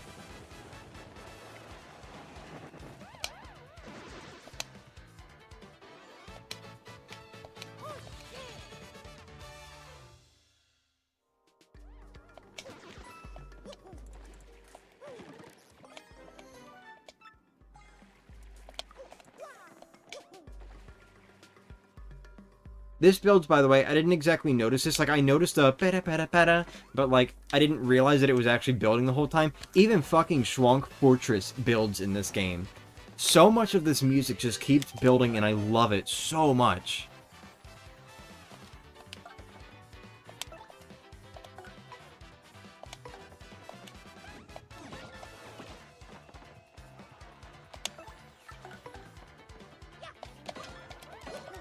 Whoopsie.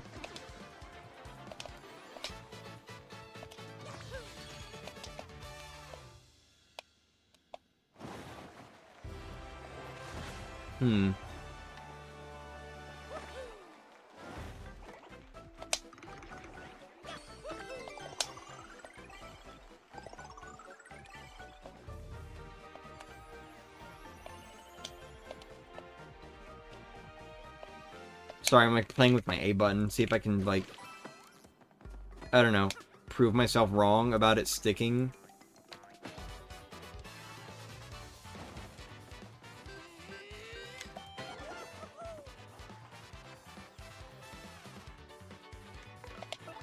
This menu. This menu feels so slow compared to the original, or even just other Mario games right now. Not gonna lie.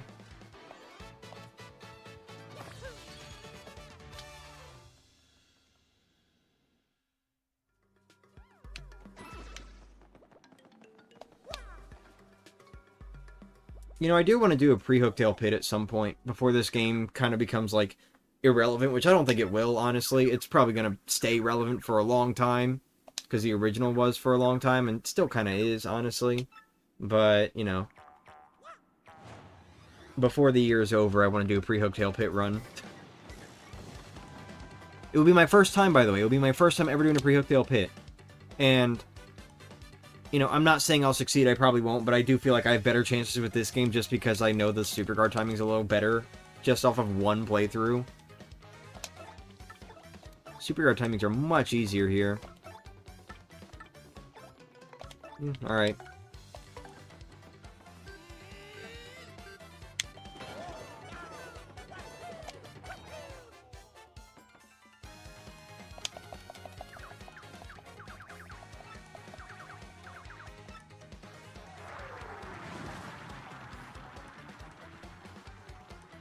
Let's see how well I can super guard here.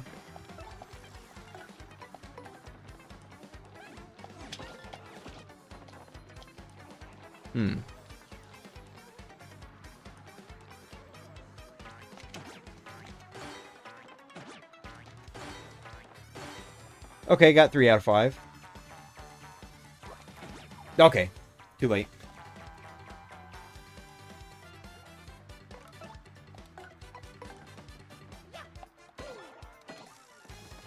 Okay, I pressed the button.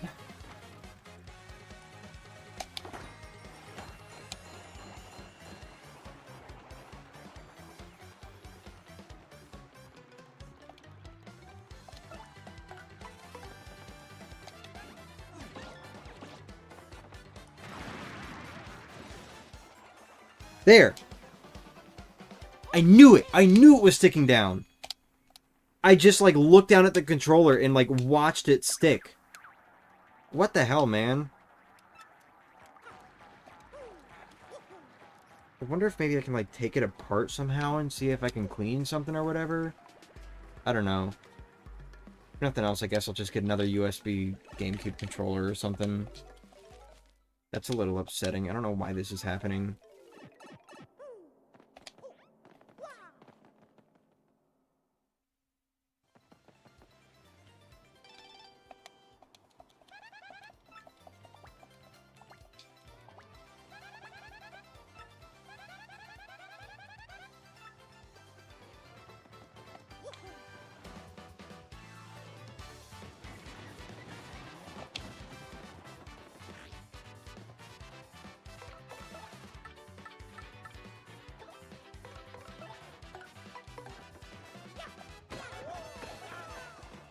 I just gotta press lighter, I guess.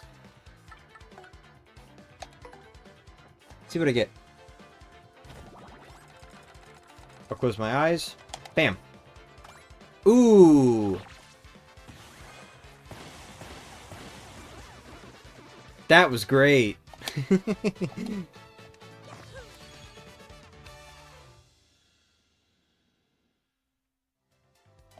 There you go. You finally got to see what it looks like to use a remake and a mystery. Yeah.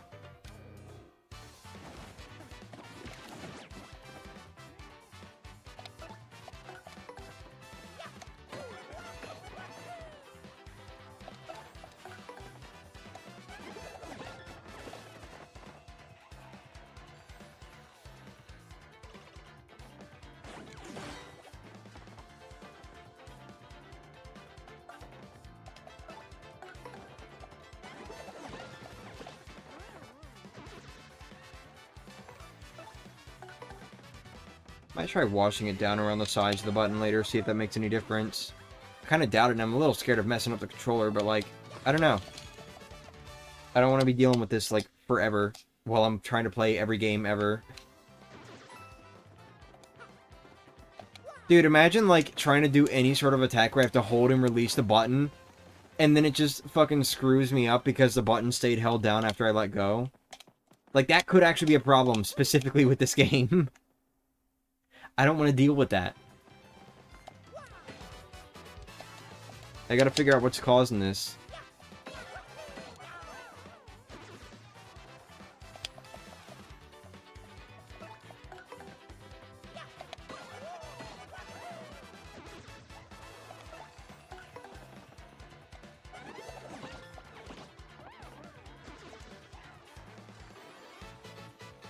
We're getting there. We got about an hour left to, you know, clear chapter 1. Preferably go a little further, but, you know, we'll see. I might try to stop fighting so many enemies. Uh-huh. Okay. What's that all about?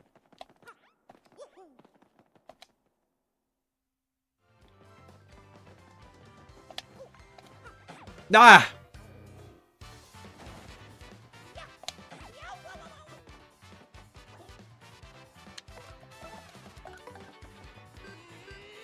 Don't want to lose my... Wait, no, I can't lose coins. Never mind. I was going to say, I don't want to lose my coins, but no. I forgot, you don't lose coins when fleeing in this game.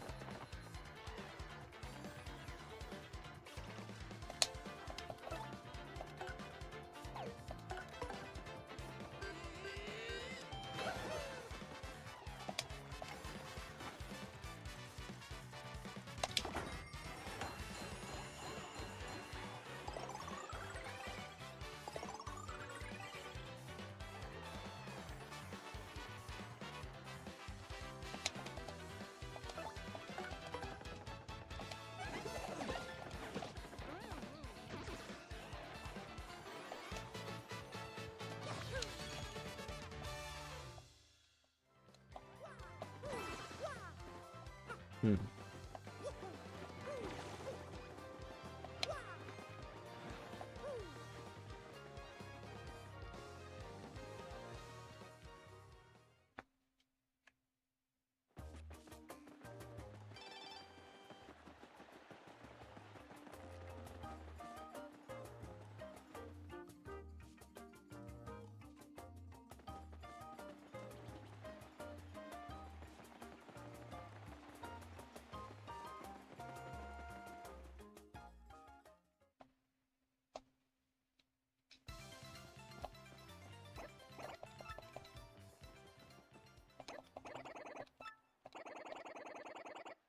Yeah, they can't stay for so long. No, it's okay.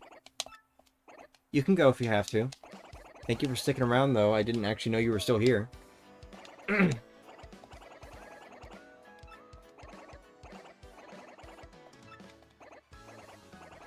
I'm literally dying because my internet goes bye-bye. Huh. What's that all about?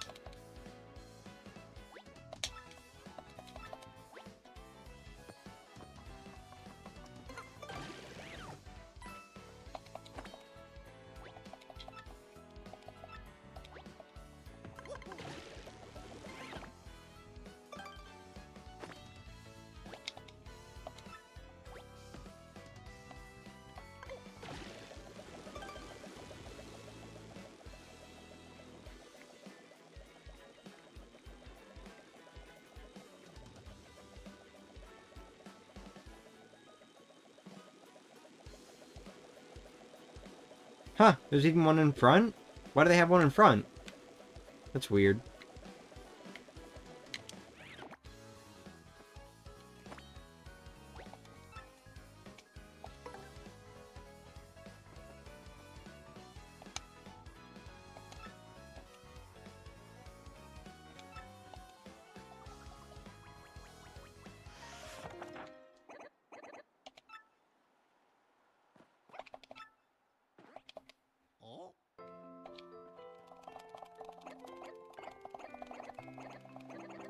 You see how fucking slow that text box is? That would not have been that slow to just go through in the original game. You know why? Because I could fucking spam the B button.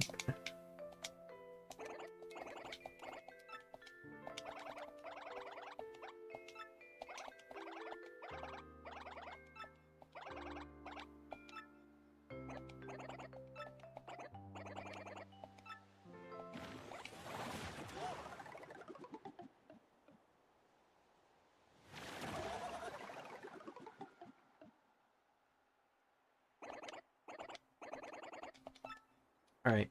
I am probably going to try to chill in the commentary a little bit from the rest, or like, for the rest of this stream. So, if I seem a little quiet, that's just why. I've just kind of run out of things to say. But I do, like, also kind of want to just conserve a little bit of energy in myself for the Partners in Time stream. Because, you know, it's Partners in Time, right? You know, that game's, like, just starting out. So, like, I don't want to sit here and be like, oh, I've got nothing to talk about. Sorry for being so quiet. Like, you know, I'm probably going to just conserve my energy a little bit. So, if y'all want to come up with... Why'd I press that button? If y'all want to come up with stuff to talk about, then feel free to. I'll definitely respond to it. It's just, like, as far as myself, as far as I am concerned, I'm like, whatever. I'm not going to sit here and try to come up with stuff for, you know, a good while and then have to do it again for another 2 hours after. Logan 100 ghost chili peppers? Oh my goodness. I think that's about the same as 100 double panes in real life.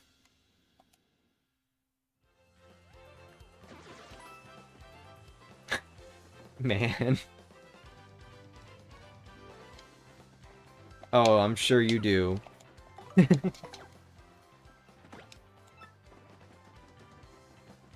But no, I'm probably not going to do 100 double panes because I don't know if you can even stack them that high. I think it's like 3 or 4 is the highest you can actually stack them. You can get more, but I don't know if they can stack further.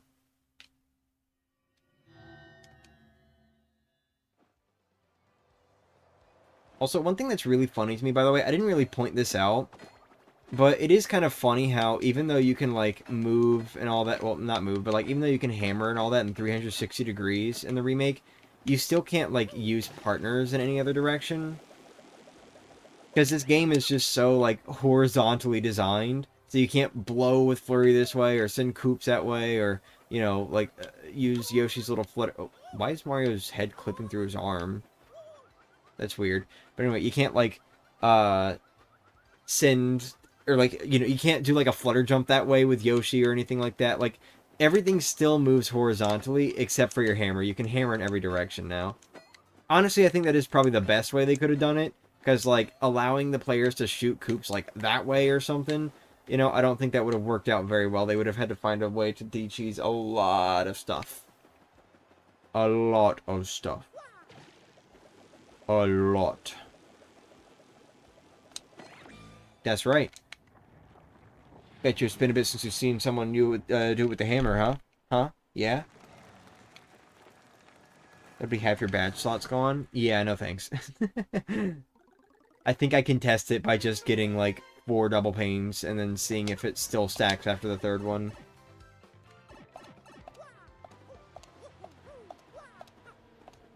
I also don't think it'll really be necessary if I keep my HP at 10. Like, at that point, it's the same thing, right? 100 double panes with high HP, or just, like, 3 double panes with 10 HP. I feel like it doesn't matter that much. Either way, I ain't doing Danger Mario, so, you know.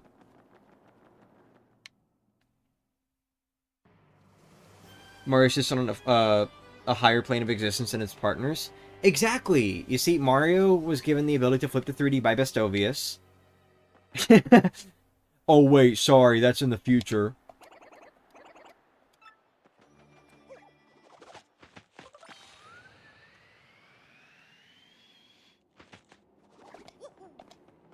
Damage cap's at 99.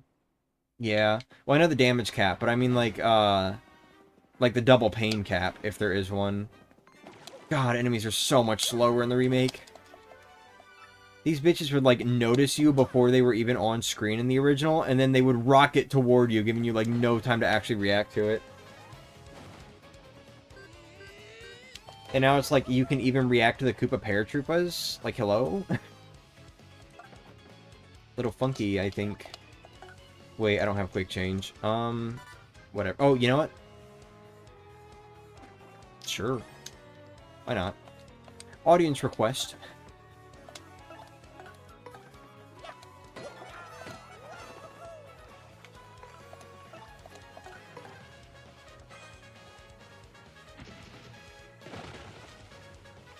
Wait, that hit...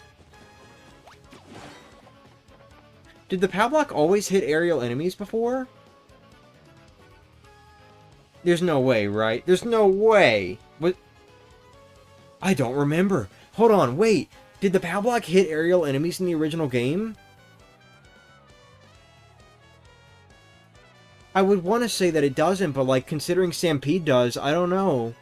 It very well could have, and I just might not remember because I never used them.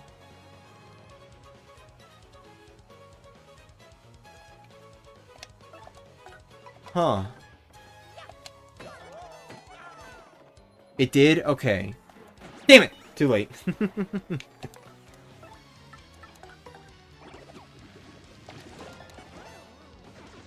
I don't know, this isn't a revisit to an old story after the events of future stories? Good question.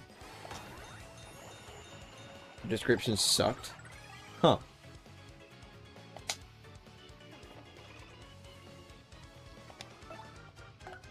Weird as hell. Okay, why does this style just not happen sometimes? Like, that wasn't the button being mashed down or anything, it just wasn't giving me the style. I guess I was hitting it too early or something?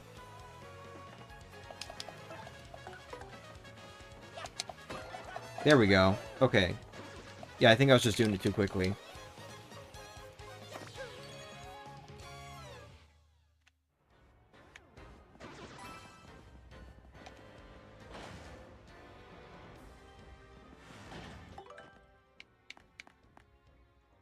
I don't have any FP restorers? Oh, I have that. Fuck. Wait, no, what? That was stupid. Oopsie.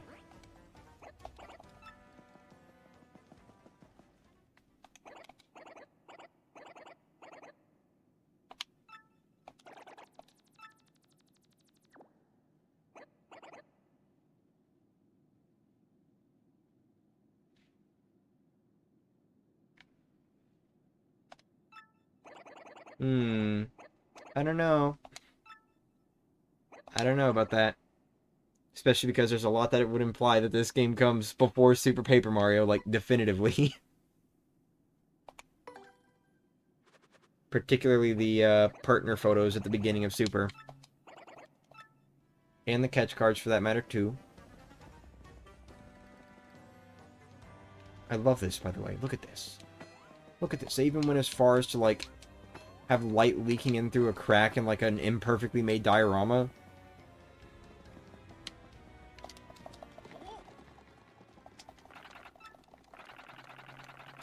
It's so funny, by the way, seeing Mario just strike, like, what I think is an Origami King pose. With, like, you know, the white, the white eyes and the, you know, like, holding his arms back that way.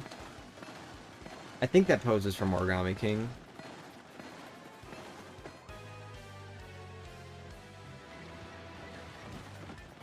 Bought Todd aid. Uh-huh.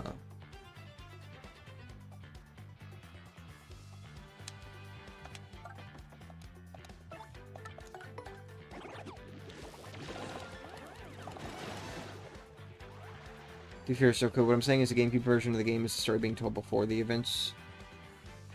And the Switch version is the story being told after the events. Well, even still, though, like in the Switch version, the partner portrait for Thousand Year Doors partners aren't there, or isn't there until, after you beat the game.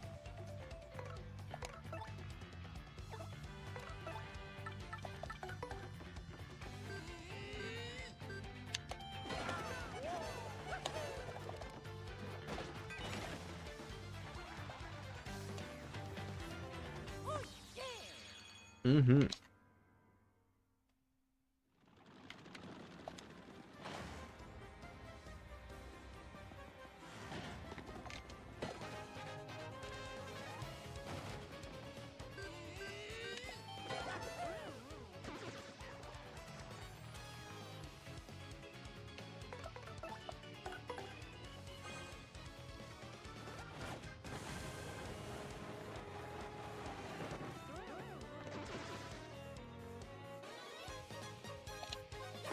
Almost level up time.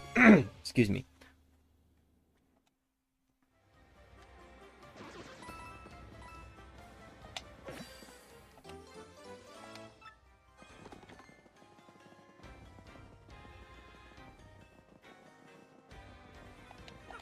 Thinking about it, honestly, because of how this stream has kind of, like, generally gone, I think I might remove this stream from the Thousand Year Door playlist, and by consequence the next one.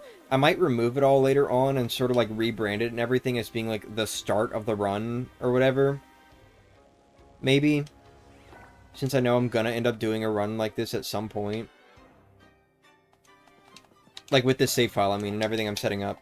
We'll see. Might just consider this part of, like, a new series or something.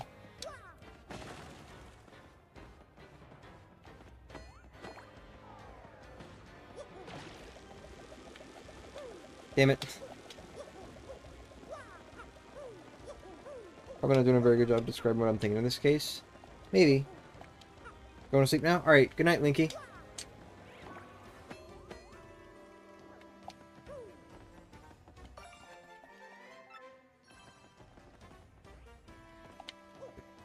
God.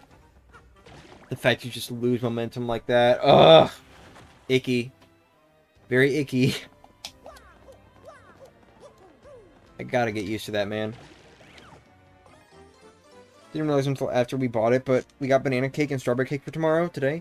Ooh. Aww. Wish I could be there to enjoy it. One day we'll be there for each other's birthdays. Maybe next year, next summer. We'll see.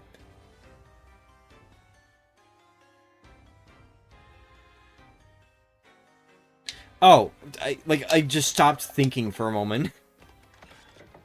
Could not figure out what I wanted.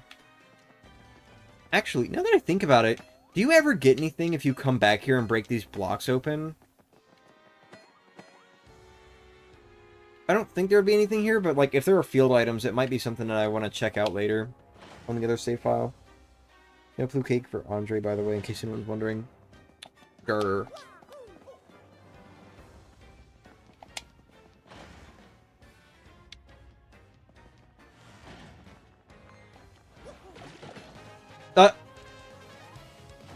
That was not what I was intending to happen, but okay.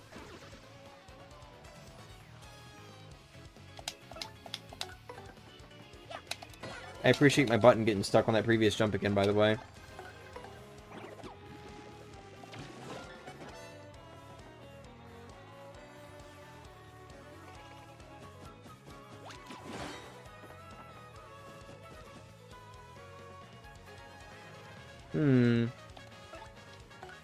Maybe.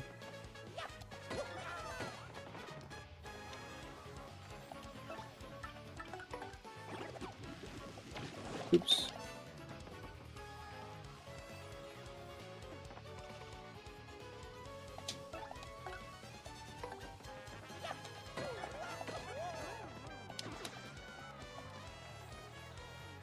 I would totally visit you in July, but like, I would only want to stay with your family for a few days max, privacy and space. Oh yeah, no, I get it. No, I'm sorry. Like, as much as I'd love to have you here in Pearl River and I could show you, like, more stuff and all that, at the same time, I'm also just kind of thinking, like, that last week kind of sucked. Just because we couldn't really do anything. No privacy or anything like that. So, you know. Can't even sleep in the same room together. Except I did. I forced the issue, but, you know. Would explain why Mario suddenly has awareness of the 3D space when it comes to hammering, despite not being aware of it in the original version. Storytellers are one after the events. Well, yeah, but even still, that's also kind of not taking into account the fact that Mario can just move in those directions, and so can everyone else. It was just a one-off joke. Like, even if he couldn't hammer in those directions before, he could move in those directions still.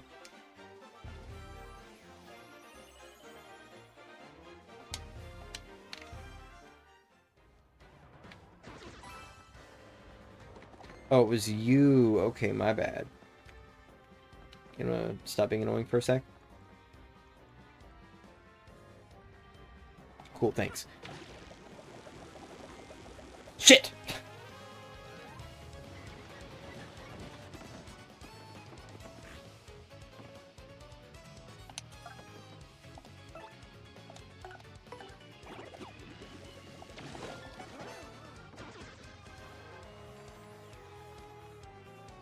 I don't know, you got me thinking about it and Lord Rider kicked in. Yee.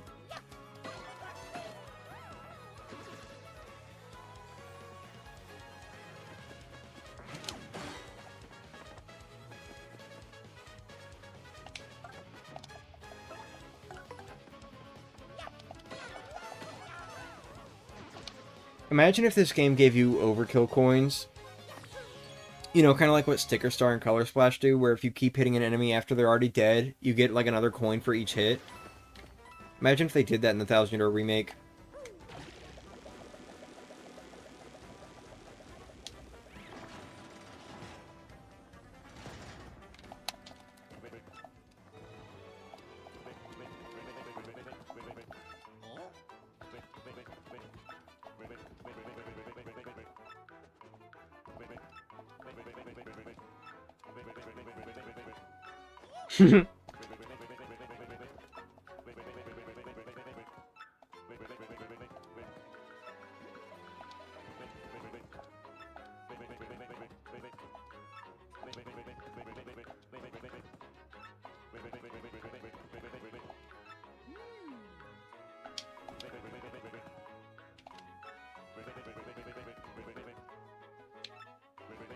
You already get a lot of coins? Yeah, I guess so. Wouldn't want to ruin this game's economy too much. Already bad enough that we get whole-ass clear bonuses for bosses, sorry. Granted, I don't really think that's actually a bad thing. I do think it's good to get rewarded for defeating bosses. Look up Funny Mario real quick. Can you look up in a funny way? Thanks. But anyway, you know, I do think it is good that the player gets rewarded for defeating bosses, but yeah, I do appreciate that they generally tried to not mess with this game too much. That said, there's something that was discovered regarding, like, gameplay and specifically peril strats that I kind of want to talk about, like, at a later point, maybe. It's not really relevant right now. But, there was something that was kind of discovered, and it's, like, really bad, honestly. Really bad change. They made peril strats a lot easier to pull off. I guess I could talk about it. Whatever, we got a tutorial ahead of us. So basically, they changed it so that there's logical sense in what happens with a partner whenever you flee or win a battle or whatever, and they're knocked out. What they do is, whenever you flee from a fight, or whenever you win a fight, the partner is restored to 1 HP. So for one, there's no longer the little... You know, like whenever you win a battle and a partner's knocked out. Yeah, that doesn't actually exist in the remake at all. Partners get restored to 1 HP now whenever a fight ends. But, that's really bad. That's really bad because, that means that all you have to do to get into peril with a partner is to literally just fucking knock them out and then run away from a fight. And congratulations, you have peril partner. And that will work for a majority of the fights in the game. So you can set up for it with bosses really easily too. And yeah, that's kind of broken as shit, honestly. They made peril strats even easier to pull off.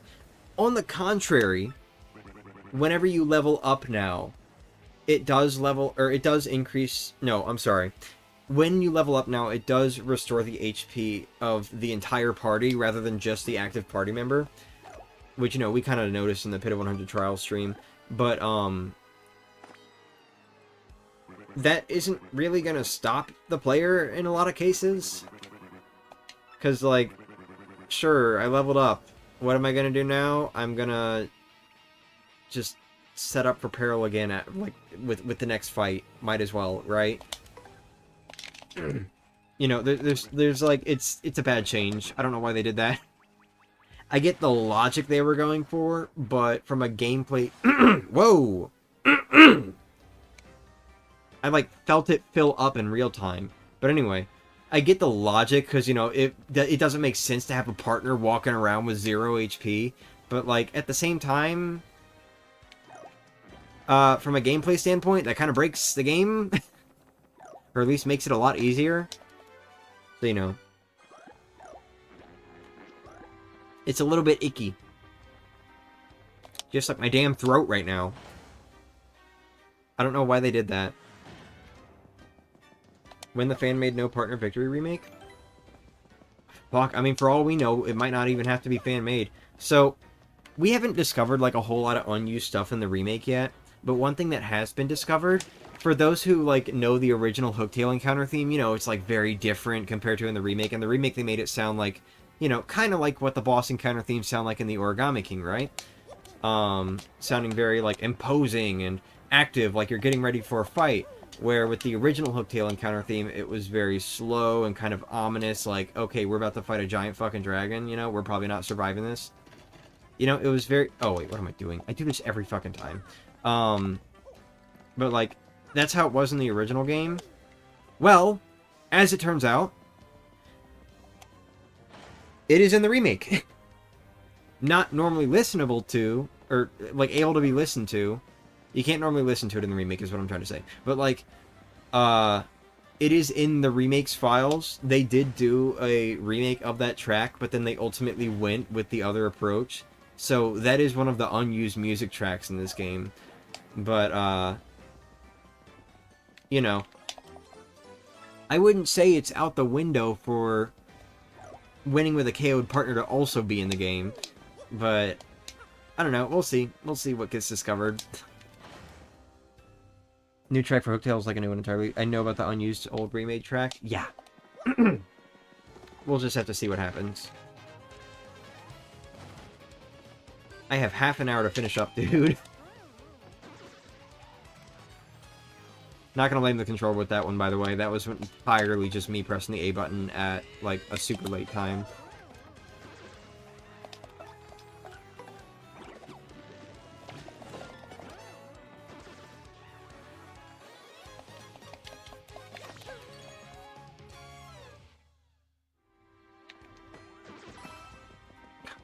You can hit an enemy as it's still whirring around to be KO'd.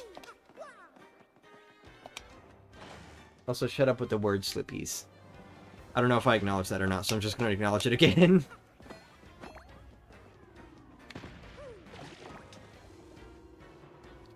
Got another streamer to watch. See you in a couple hours. Alright, see ya.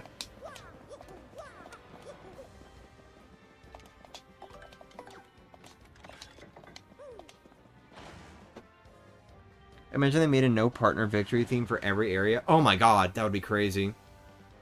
Actually, yeah, I did forget about that. I forgot that, like, every single battle has its own victory theme, too. Whoops.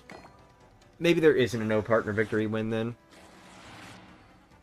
Because that would also mean they'd have to, like, even if they don't make one for each area, they'd still have to make one for each boss theme, since it's, like, vastly different. You know. I will say on the Peril Strat talk, I do feel like this is ultimate, or this only ultimately applies to a player experienced enough to maintain such a strat. A lot of new players probably won't take the HP risk. Well, yeah, but that's the problem. Peril strats are generally something that experienced players would do, and unfortunately they just made it, like, even easier to pull off. Which is not good, in my opinion, because it's incredibly overpowered.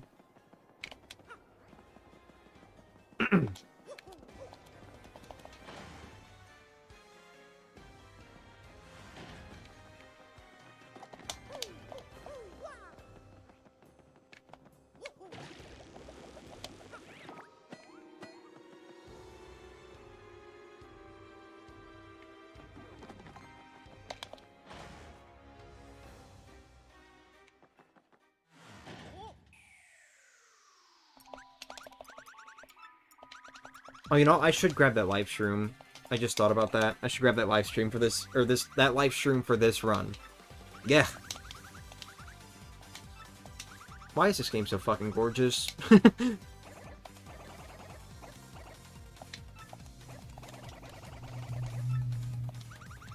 forgot to walk in here with Koops. I mean, Goombella. Damn it!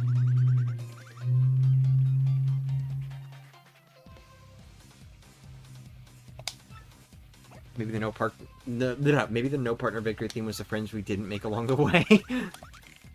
The friends we unsurvived along the way. Friends we killed. Human, I remember your dead partners.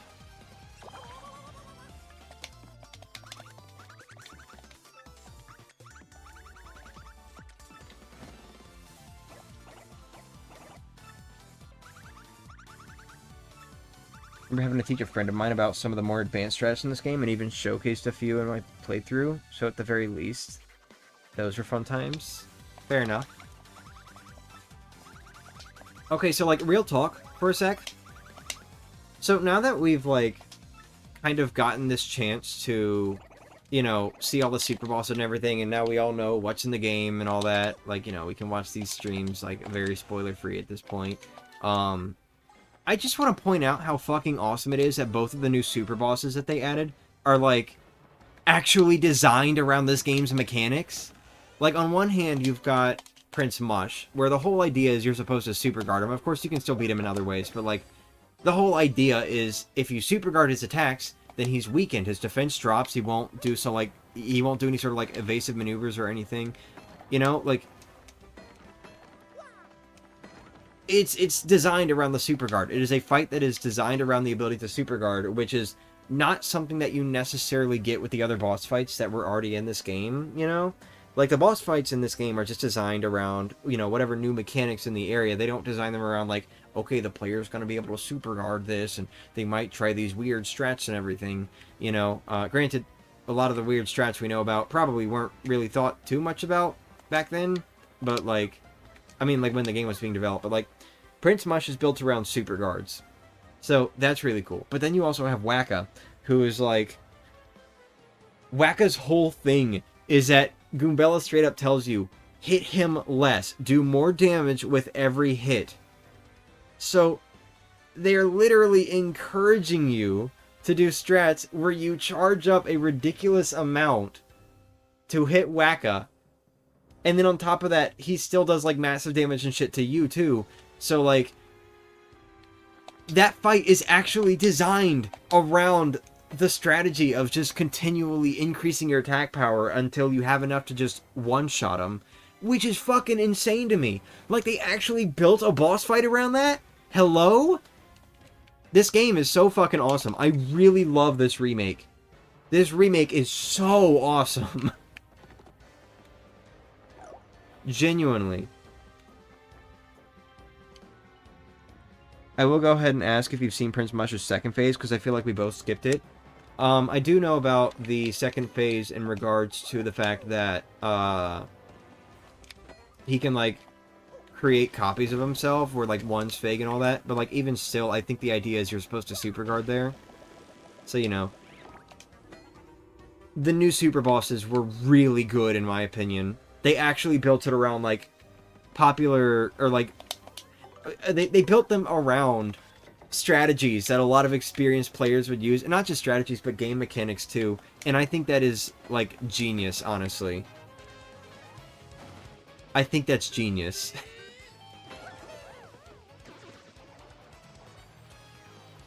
I'm so in love with this remake, man. I could have never asked for, like, a remake this good for my favorite game. Yet here we are.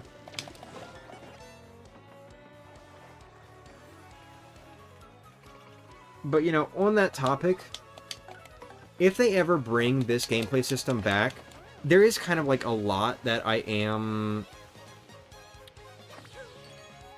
Yeah. He blocks all damage. Yeah, okay, okay. So you do have to super guard then. Good to know. That is very good to know, actually. But, you know, like... Just moving to a slightly different topic now. If they ever bring this gameplay system back, there are a few things that I do kind of want them to address. Mostly being the attack raising strats. I know, I'm going to be a big killjoy here. But, like, they are kind of insanely overpowered. You know? So, like, if this gameplay system ever comes back... I'm glad they didn't mess with it here. Just to be clear, I'm glad they did not mess with it in this remake. But, like, if they bring it back in, like, a new game... I would actually want to see them put caps and stuff like that, so you can't just keep charging up or become insanely overpowered. Or make it harder. Make it harder to become insanely overpowered. Still an option with things like badges and stuff like that. But as far as temporary attack upgrades are concerned, you know, for one, just in general, attack raising badges should cost more BP. You know, like, fucking Mega Rush is 1 BP, which is so ridiculous. But, you know, for one, there just needs to be, like, more balance with the badges and stuff like that. But then, on top of that, I do feel like they should put a cap on temporary charges as a whole. And then the biggest thing that needs to be fixed, if they are going to bring something like Quick Change back, the biggest thing that needs to be fixed is they need to make sure that status effects count down while a partner is inactive. Because that is probably the most broken thing about this game, is when you're sitting here charging up and all that. You know, even if you're sitting here charging up, you can just take that partner out of, like, any sort of vulnerability or anything. You know, you can just put them away, and, you know, power lift won't tick down or anything like that. They won't be able to get hurt by enemy attacks. You know, nothing like that. That's kind of insanely broken. You know, I don't want them to, like, just not have any sort of quick change-like thing. But that is kind of really broken with a lot of the stuff you can do with this battle system. And so I do feel like that is something that needs to be addressed if this gameplay system is ever going to come back. I think they need to make sure that any sort of status effect ticks down. And then on top of that, I think charge needs to be a status effect that has a turn count. Maybe not like a strict turn count, but at the very least, like maybe after you charge up, you have 5 turns to use it. And then, you know, charging up again doesn't replenish it or anything like that. Stuff like that, you know? or maybe 3 turns. We'll say 3 turns. You have 3 turns to use a charge up. It will disappear after you use it, and then, you know, just to add a little bit more to it, you know, trying to charge up again won't renew the turn count. Something like that. I think they need to do something like that, you know, just so that you can't still keep charging, even still, because, you know, it doesn't tick down on turns or anything, so, like, fixing the status effects isn't gonna fix that. It'll only fix things like power lift and all that, you know? Know how I think it can be addressed? In a way that still makes quick change good, but also helps prevent it from being so busted? How? Also, hi.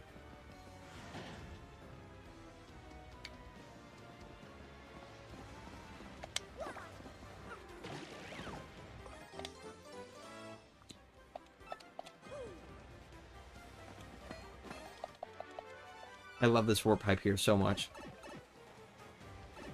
Very, very good warp pipe. Okay.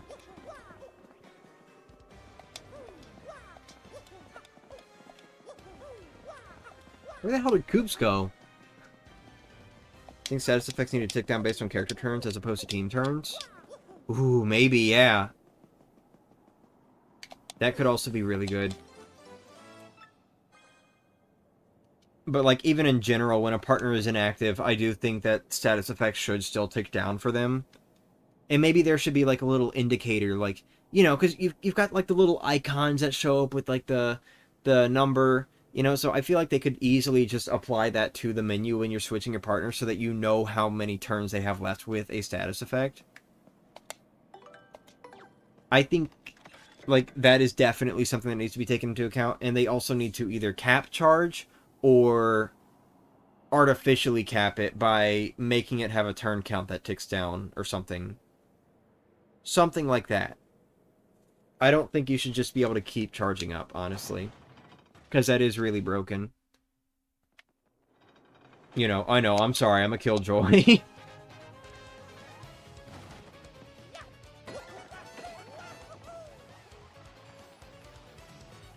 As soon as that character affected by the status X, a turn ticks down. Maybe? Oh, I see what you're saying now. Yeah, that makes sense.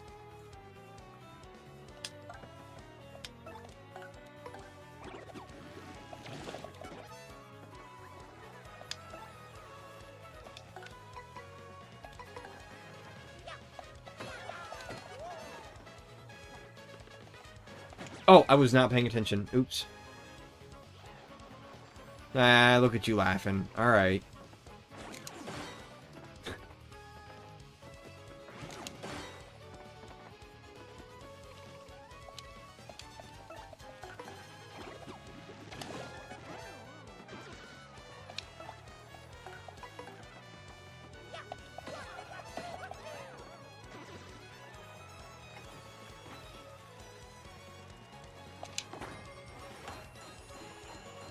There was something else I was going to bring up, too. I'm not sure what, though. Something else relating to the gameplay system.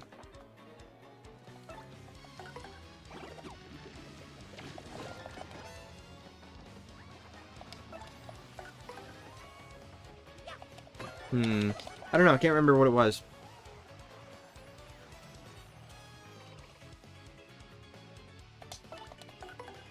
Yeah, no, what you said makes sense.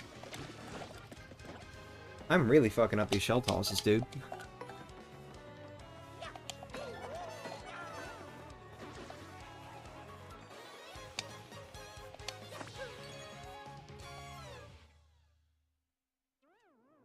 So of course, Mario already can't keep statuses. Mario isn't the issue here. Yeah. You know what? Yeah, that makes sense.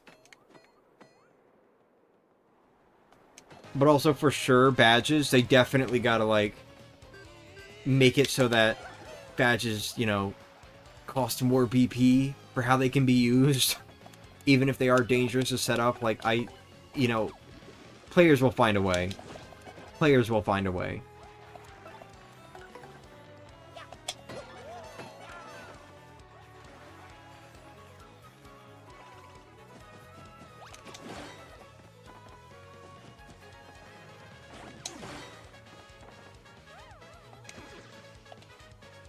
By the way, So, we're not really sure what it's going to be like yet, but my sister kind of has, like, a national thing over what would be Thanksgiving break, potentially, and it's a matter of whether they decide to go to it or not. But if they decide not to go to it, then that means that there will be no reason for me to go home over Thanksgiving break. Now, here's the thing. Thanksgiving break is Thanksgiving break, which means I have no school. If I have no school and I'm not going home, that means I'm free for multiple days to do whatever, provided I'm not given some big assignment to do by one of my professors.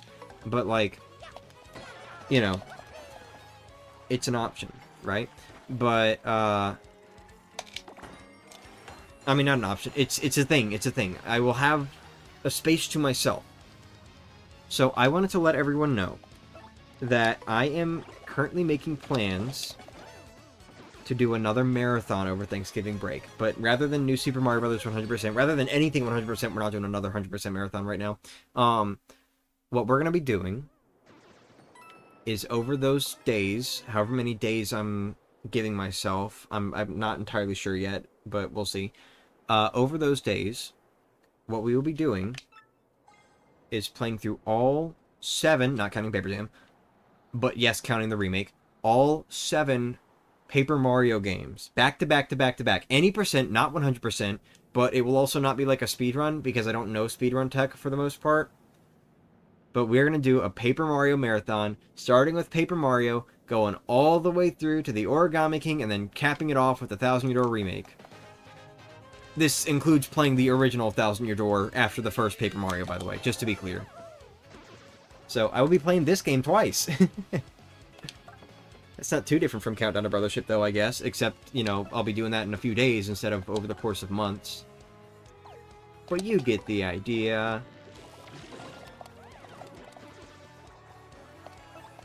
We'll see what ends up happening.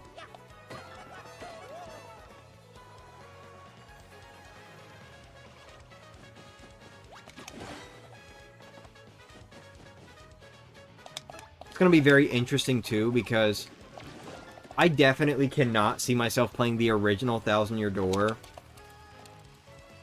Ooh, my god, that was close. I definitely cannot see myself playing the original 1000-Year Door before that marathon, if it happens. Which is, you know, it's going to be very interesting, because I'm pretty much going to be going back to that, and it's going to be like, oh my god, I can skip text again. Oh my god, the supercard timings are different, and, like, all that sort of shit. It's going to be very interesting. But that said, also, I want to just prevent what happened last time from happening again, because what happened last time was, for one, I didn't even get through all the games that I wanted to get through. But, on top of that, I also had an issue where one of the streams went over 12 hours, and I didn't know this, but, you know, YouTube doesn't automatically save stream VODs that are longer than 12 hours. I almost missed both of them, honestly. If people didn't make me go to bed during World 6 of New Super Wii, like, I would have had neither of those streams saved. Thankfully, one of them was still saved, but, like...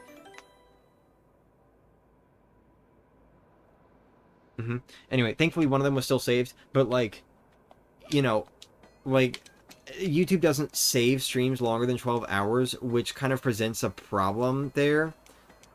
So what I'm probably going to end up doing, we'll see how it goes. If I look over and I see that the stream is already, like, more than 12 hours, or, I'm sorry, already getting close to 12 hours long, I'll probably just, like, quickly end stream. But what I'm probably going to end up doing is I'm probably going to just keep, like, creating new streams. So it'll be the first 4 chapters of Paper Mario, then the next 4 chapters of Paper Mario, then the first 4 of T2ID, and you get the idea. Kind of just splitting each game in half, so each stream would be half of the game that I'm playing. So we'd still be doing a lot of streams. It would be a lot of streams over those few days, but, like, they would be smaller streams because of the fact that YouTube doesn't automatically save 12-hour-long streams. That said, I do say split the games in half. Origami King might have to be in thirds. Origami King might have to be split into thirds just because the chapters of those, the chapters of that game get really long. So we'll see. We'll see what happens. But anyway. Oh, you know what? I wonder what happens if you get an attack effects Y before an attack effects G thing. I'm really curious about that. Alright, here we go.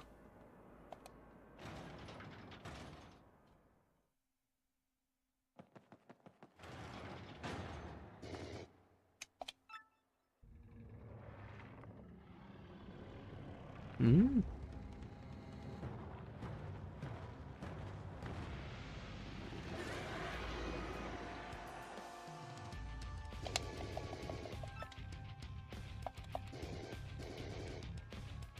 I'm just now realizing that Hooktail, at least in this game, has, like, 2 irises.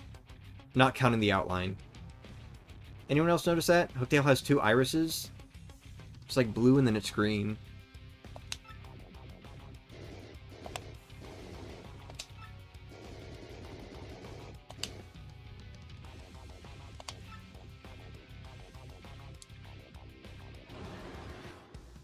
My 1,000-year door replay, I forgot to put the frog badge. Oops.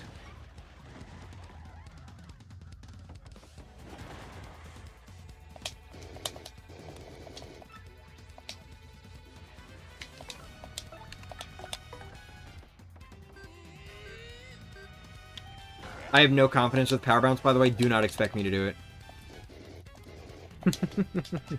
Especially not on Hooktail.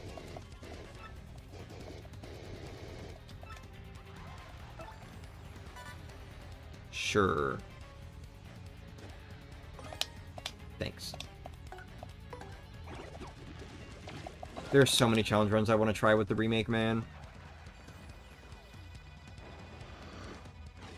Damn! Too late. Alright, I need to, like, remember. It's as Hooktail opens her mouth. That's when you press B, roughly. Like, slightly after. Oops, I...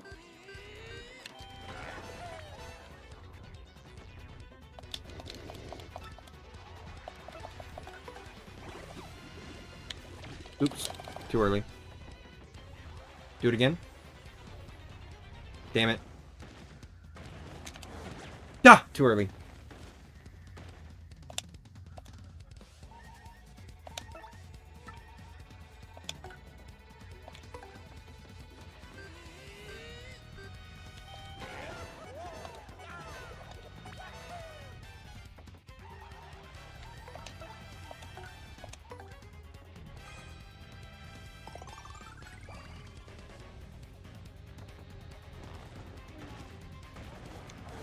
Still too early. Still thinking on the badge talk. I think PFD down is fine to stay at 2BP personally. I like the trade. Yeah, I like the trade-off that badge set provides, and it feels more fair. Oh yeah, I learned a trick for pretty consistently getting the 4th jump. Something to do with lining up the A button, or the A input with the bottom of the A on the timing display. Oh, okay. Oh, I'm sure.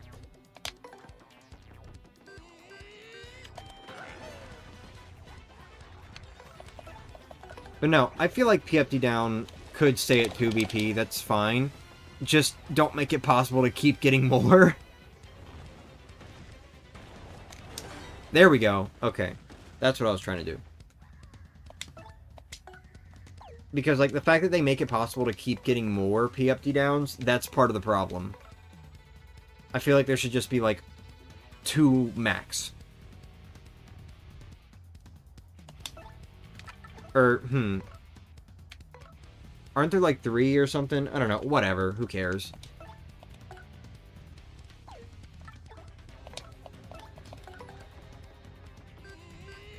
Happy strat. Yeah.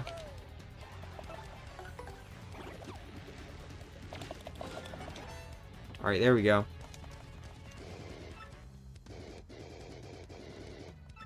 It's weird how you can still advance text with the B button, you just can't skip it. Oh, and you also can't be this.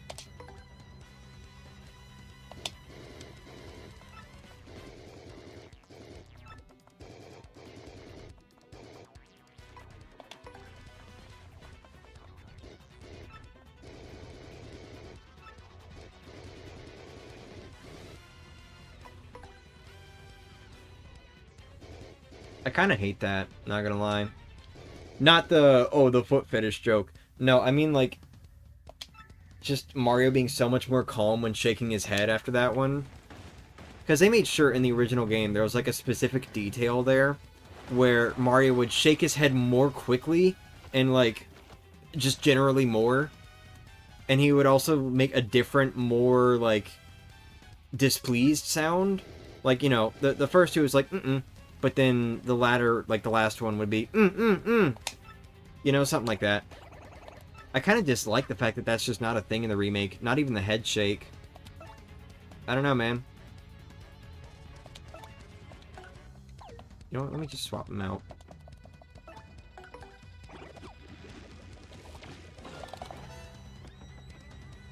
Why does that do 2 damage?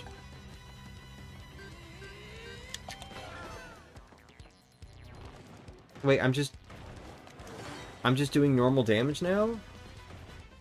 Wait, is that a thing?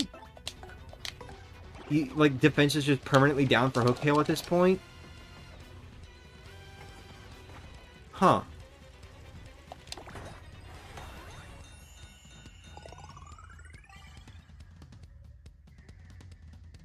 There's only one you can grab by default in T2ID?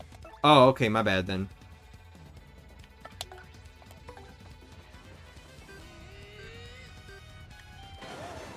Yeah! Get it! Oh, I was really hoping I could get it. I wanted that style to just keep going. Oh well. Yippee! Hooktail's done. Bye-bye, dragon. You love the bone tail, the bone tail theme so much? Me too. Bone tail theme's really good.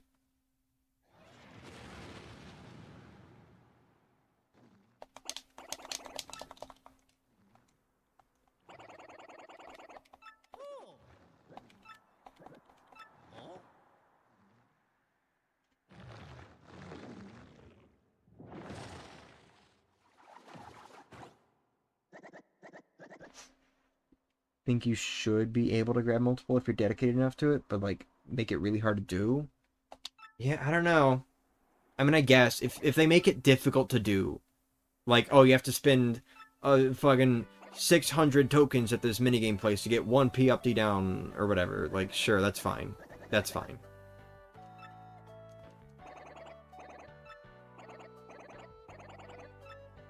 Just got this protein shake and it's so good. Oh, cool. Wish I could try it. Egg. Alright, since the whole defense down aspect stacks more intensely than one may initially think. Yeah, I guess, except super guards are still a thing. If you're good enough at those, then it's kind of not really a downgrade, is it? Granted, you know, takes a lot of practice to get that good at them, but still.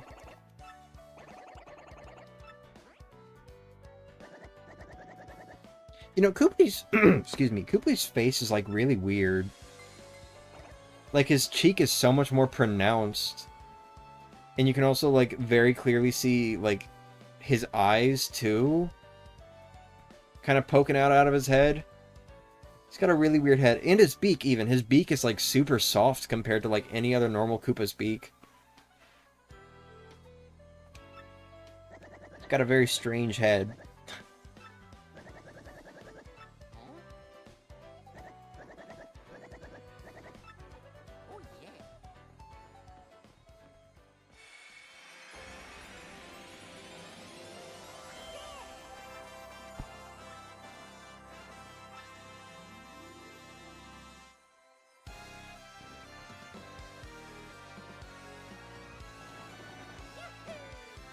Chapter cleared. Every time I think of feathers, Smoothie, I think of Smoothie King. Good. Unless supercars don't get implemented like the badge system in the new Paper Mario. I don't know. There's a lot of ways a new game could take implementing an old system and making it new. Alright, so what I will say is this. I do think it would be kind of a disappointment if they didn't bring back Super Guards in the next Paper Mario game. Because, like, at this point, I mean, come on. Come on. Everyone who plays Thousand Year Door loves the Super Guard system. They absolutely should bring it back in another game. Beyond, you know, Barry in Super Paper Mario. But, you know, I do think Super Guard should be something that they bring back. But I will say this, if they do bring it back, I would hope that whatever they do, they build the game around it. You know? Because, like, part of why the first Paper Mario game works so well is because it doesn't have super guards, but the game's also not built around this idea that you're going to be avoiding damage all the time. Thousand Year Door, on the other hand, you know, has a lot of things that are changed, a lot of things that are different, And even though it's not, like, perfectly built around this idea that the player's going to super guard everything, you know, enemies and all that do a lot more damage in this game because you can increase your HP more and you can super guard attacks and stuff like that. So it's like, generally in terms of like damage output, this game is much harder. So I do think if they are going to bring super guards back in the next Paper Mario game, they do have to make sure that they adjust for that a little bit more. You know, make them less broken. You get the idea. If anything, maybe not like completely, you know, oh, I can just bam, do 1 damage to the enemy also, but also, actually, I don't know, never mind. Never mind. I'm sorry, I don't know where I was going with that. But, I wonder how they pulled this effect off, by the way. But, I don't know, man.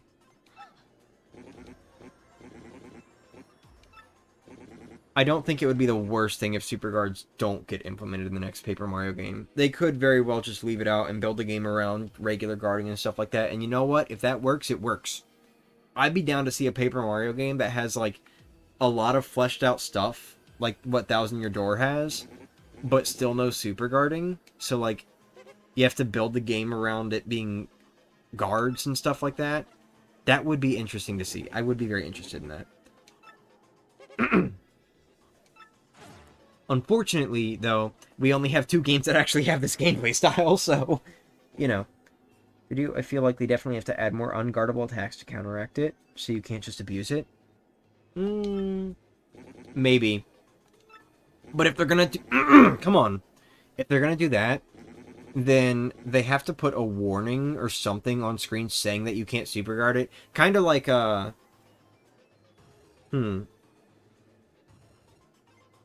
the special attacks.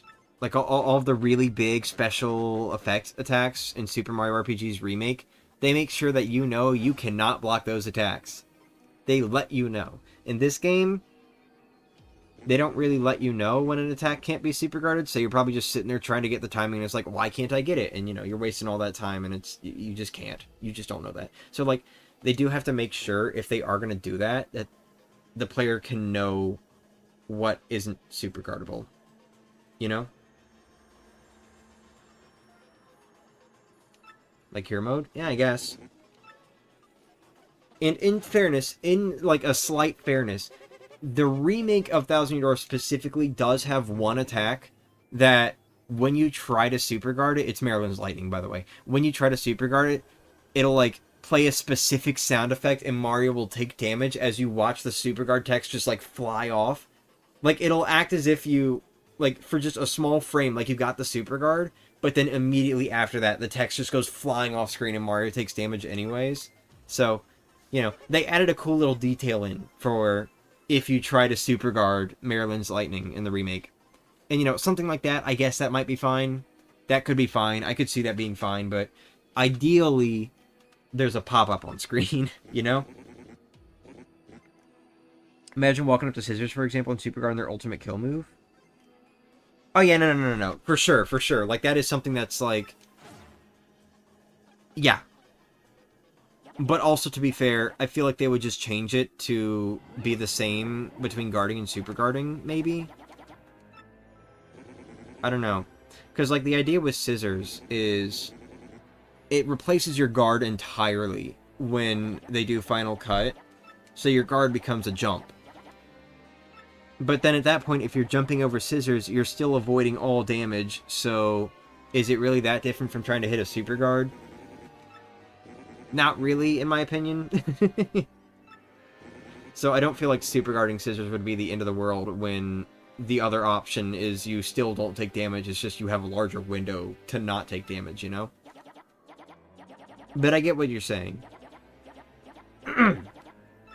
The original Thousand Year Door and the European version had a lot of unsuper guardable attacks. I thought that was the Japanese version. I thought the European version was fine. Like, same as the North American.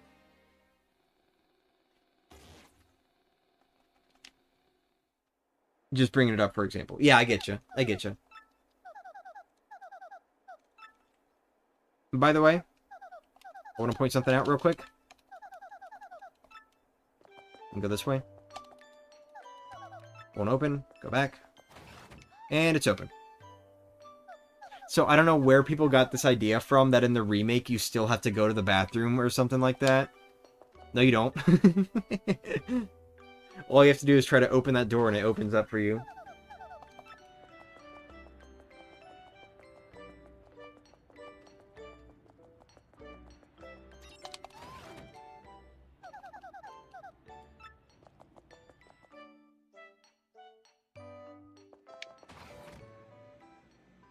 Hi, Tech. Alright, yeah, it's 6:34, so I was gonna, like, go back to Rogueport and, we'll spend a little bit of time doing this, but I want to have time to actually play Partners in Time. So, I think we're just gonna buy Double Pain, and then I'll end off there, and then we'll start Partners in Time in a few minutes. If you have more than 999 HP in the Scissors Battle and don't dodge, you will take the damage and survive, but it will play the jump dodge animation still. I feel like I remember seeing a video about that. That's interesting, though. Speaking of, by the way, so when you have a Double Pain and a PFD down... Yeah, a Double Pain and a PFD down equipped, both Prince Mush and Wacka have the ability to just absolutely delete you. Like, even if you have literally the maximum HP that you can have in this game without cheats or anything like that, that's 200 HP. Or, is it 200 or is it 250? I think it's 200. Not 100% on that. But, either 200 or 250, but like either way, when you have the maximum HP you can have in this game, they can still just delete you in one attack, and I think that's fucking hilarious. No amount of HP grinding is going to save you this time. But of course, in Prince Mush's case, that actually requires you to have Double Pain equipped, where Wacka, it can happen without Double Pain.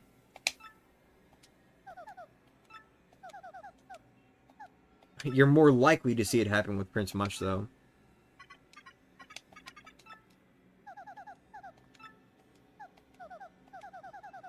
DX Mini? Yeah. Dude, I'm like really hungry. I need to get a dinner or something after this stream before I start Partners in Time. I don't know. I'm gonna ask my parents what their plans are, and if they're not planning anything, I might just grab a snack or something.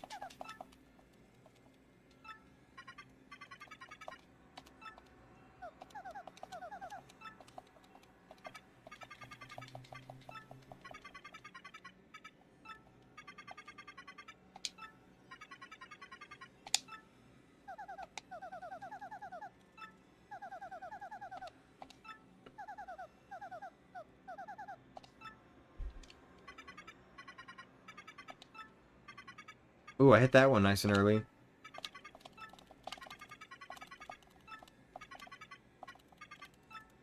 There we go. Wacka scares me, TBH. I wonder if Wacka's ever gonna come back, actually. Because, like, it was a common running joke with, with, like, the first 3 Paper Mario games to have Wacka there, and you can beat him and get Wacka bumps and stuff like that. And now he's back, but now he's also a super boss, so it kind of feels like a finale for him, kind of. Like, if Wacka ever comes back in another Paper Mario game, what are they going to do with him? Do you think he will come back? I don't think he will come back, honestly. But I wonder what they're going to do with him in a future Paper Mario game, because I can't imagine they're just going to have him be a super boss in, like, every Paper Mario game moving forward, you know? Oh! That just reminded me! So the thing I wanted to talk about earlier, when I was like, I had something else to say, but I can't remember what it was. So the thing I wanted to talk about, extra bosses? I don't care what the hell they do with the next Paper Mario game, I really hope there are extra bosses again. It doesn't have to be as many as the first Paper Mario game had, because, oh my god, the first Paper Mario game had a lot of extra boss fights. But, like, just at least a level of extra bosses that the Thousand Year Door, or specifically the Thousand Year Door Remake has, would be nice. Because that is something that the past 3 Paper Mario games prior to this remake have been sorely missing. There are no extra boss fights whatsoever in Sticker Star, Color Splash, or the Origami King. And no, the animated Bossatronic, whatever it's called, that does not count. That it's just refighting the same bosses at the same level that you would have been at that point in the game. That does not count. But, I genuinely do want extra boss fights to come back again, because it's always one of my favorite aspects of playing Mario RPGs. You know? I think they need to come back. I'm really excited to see what Mario and Luigi Brothership's gonna do. Mario and Luigi's not really known for having extra bosses outside of, like, you know, the secret boss of the boss arena. But, you know, Bowser's Inside Story had one extra boss, so... outside of the arena, I mean. So I'm curious what Brothership's gonna end up doing.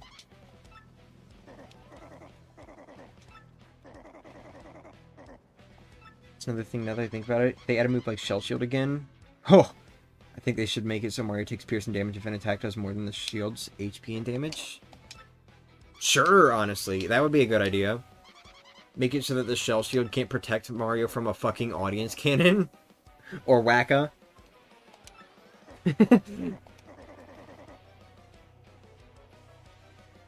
What's up with those spike balls? And the chains, for that matter.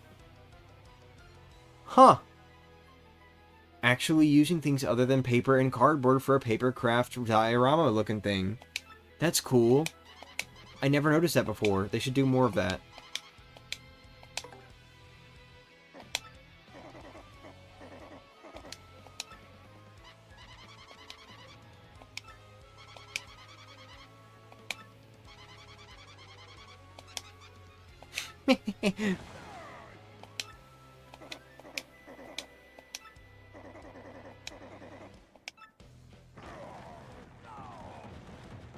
Imagine Magnus Von Grapple 3.0 looking ridiculous.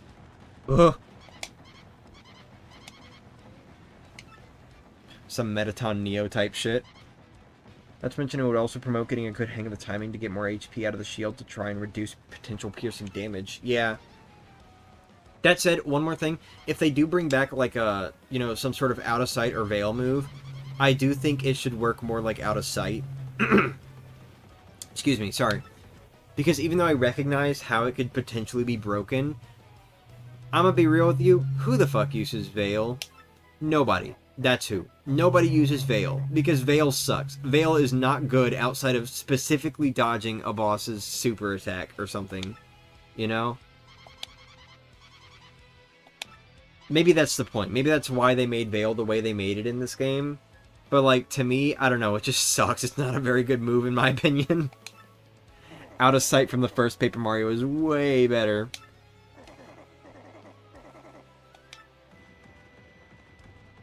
They gotta not pull this shit again, bro.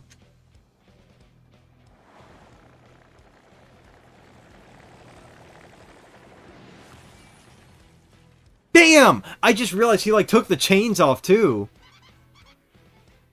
Bowser just got a fucking spike ball to the face. Well, I guess that means that effect is done a little bit differently from the original game. If you were to take the camera around, I mean.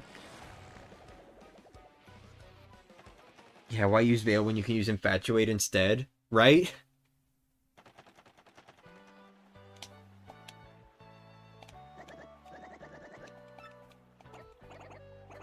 Oh yeah, look at that. Even though he has a more pronounced cheek, Koopley is also the only one that doesn't have a fucking, like, cheek line at all times.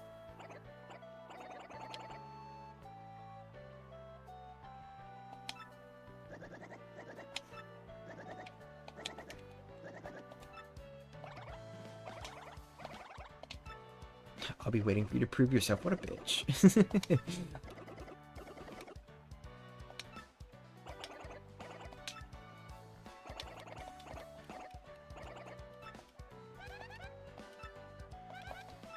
Alright, y'all ready?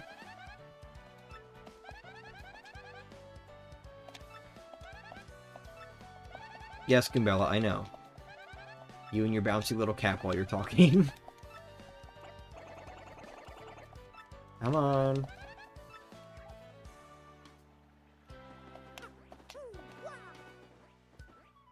I promise you, Mega Rush P, I will be back for you later.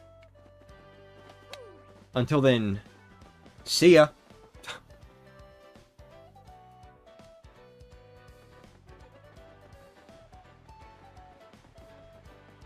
Oh, let me store the live stream away.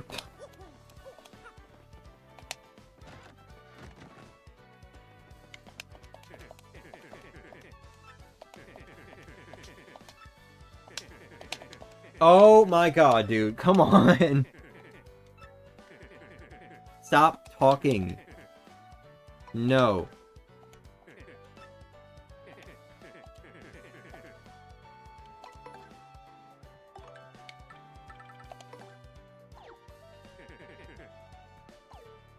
I think it'd be really cool if they didn't just completely destroy a lot of the strategies that exist, but made it harder to properly pull them off in a traditional way. Maybe. I mean, like, I don't think the ability to charge up or anything like that is a bad strategy. I do think you should be able to charge up, but I also think it should not be as free. Like, charge especially needs to be capped or something. I don't know. Capped or having a turn count applied or something like that. You should not be able to charge up to fucking 99 attack power.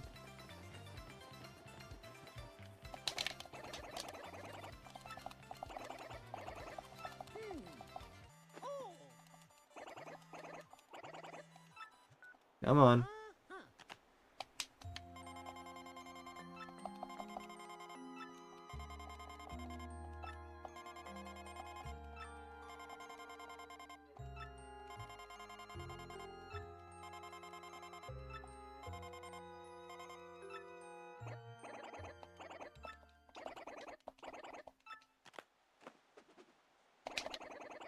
And there he goes, just standing completely still again.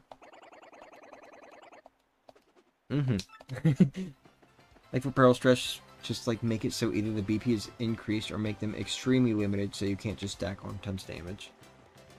Oh no, there should only be one Mega Rush. I genuinely, like, maybe 2 or 3 at max, but like I do not think that there should be that many Mega Rushes that you can just obtain. They definitely gotta limit that. And increase the BP. Oh my god. It should not be that free, bro. That said, though. First attack being free, huh? I am curious, honestly, with the next Paper Mario game, you know, regardless of whether they come back to this gameplay system or not, I am curious if they're gonna, like, make stuff like first attack a badge, or if they're just gonna force it, like, with Sticker Star through Origami King. You know? You know what I'm talking about? Because, like, in those games, you always essentially have first attack at any given point. You know? You can just hit an enemy when you're strong enough and it dies, right? But then, you know, thankfully in the 1000-Year Remake, they didn't force it. They made it into a first attack badge again. Or, they brought it back as a badge, like how it was in the original, but they changed it to 0 BP so you can still equip it. You know? So I'm curious if they're going to handle it as like an optional thing later on, or if they're going to force it.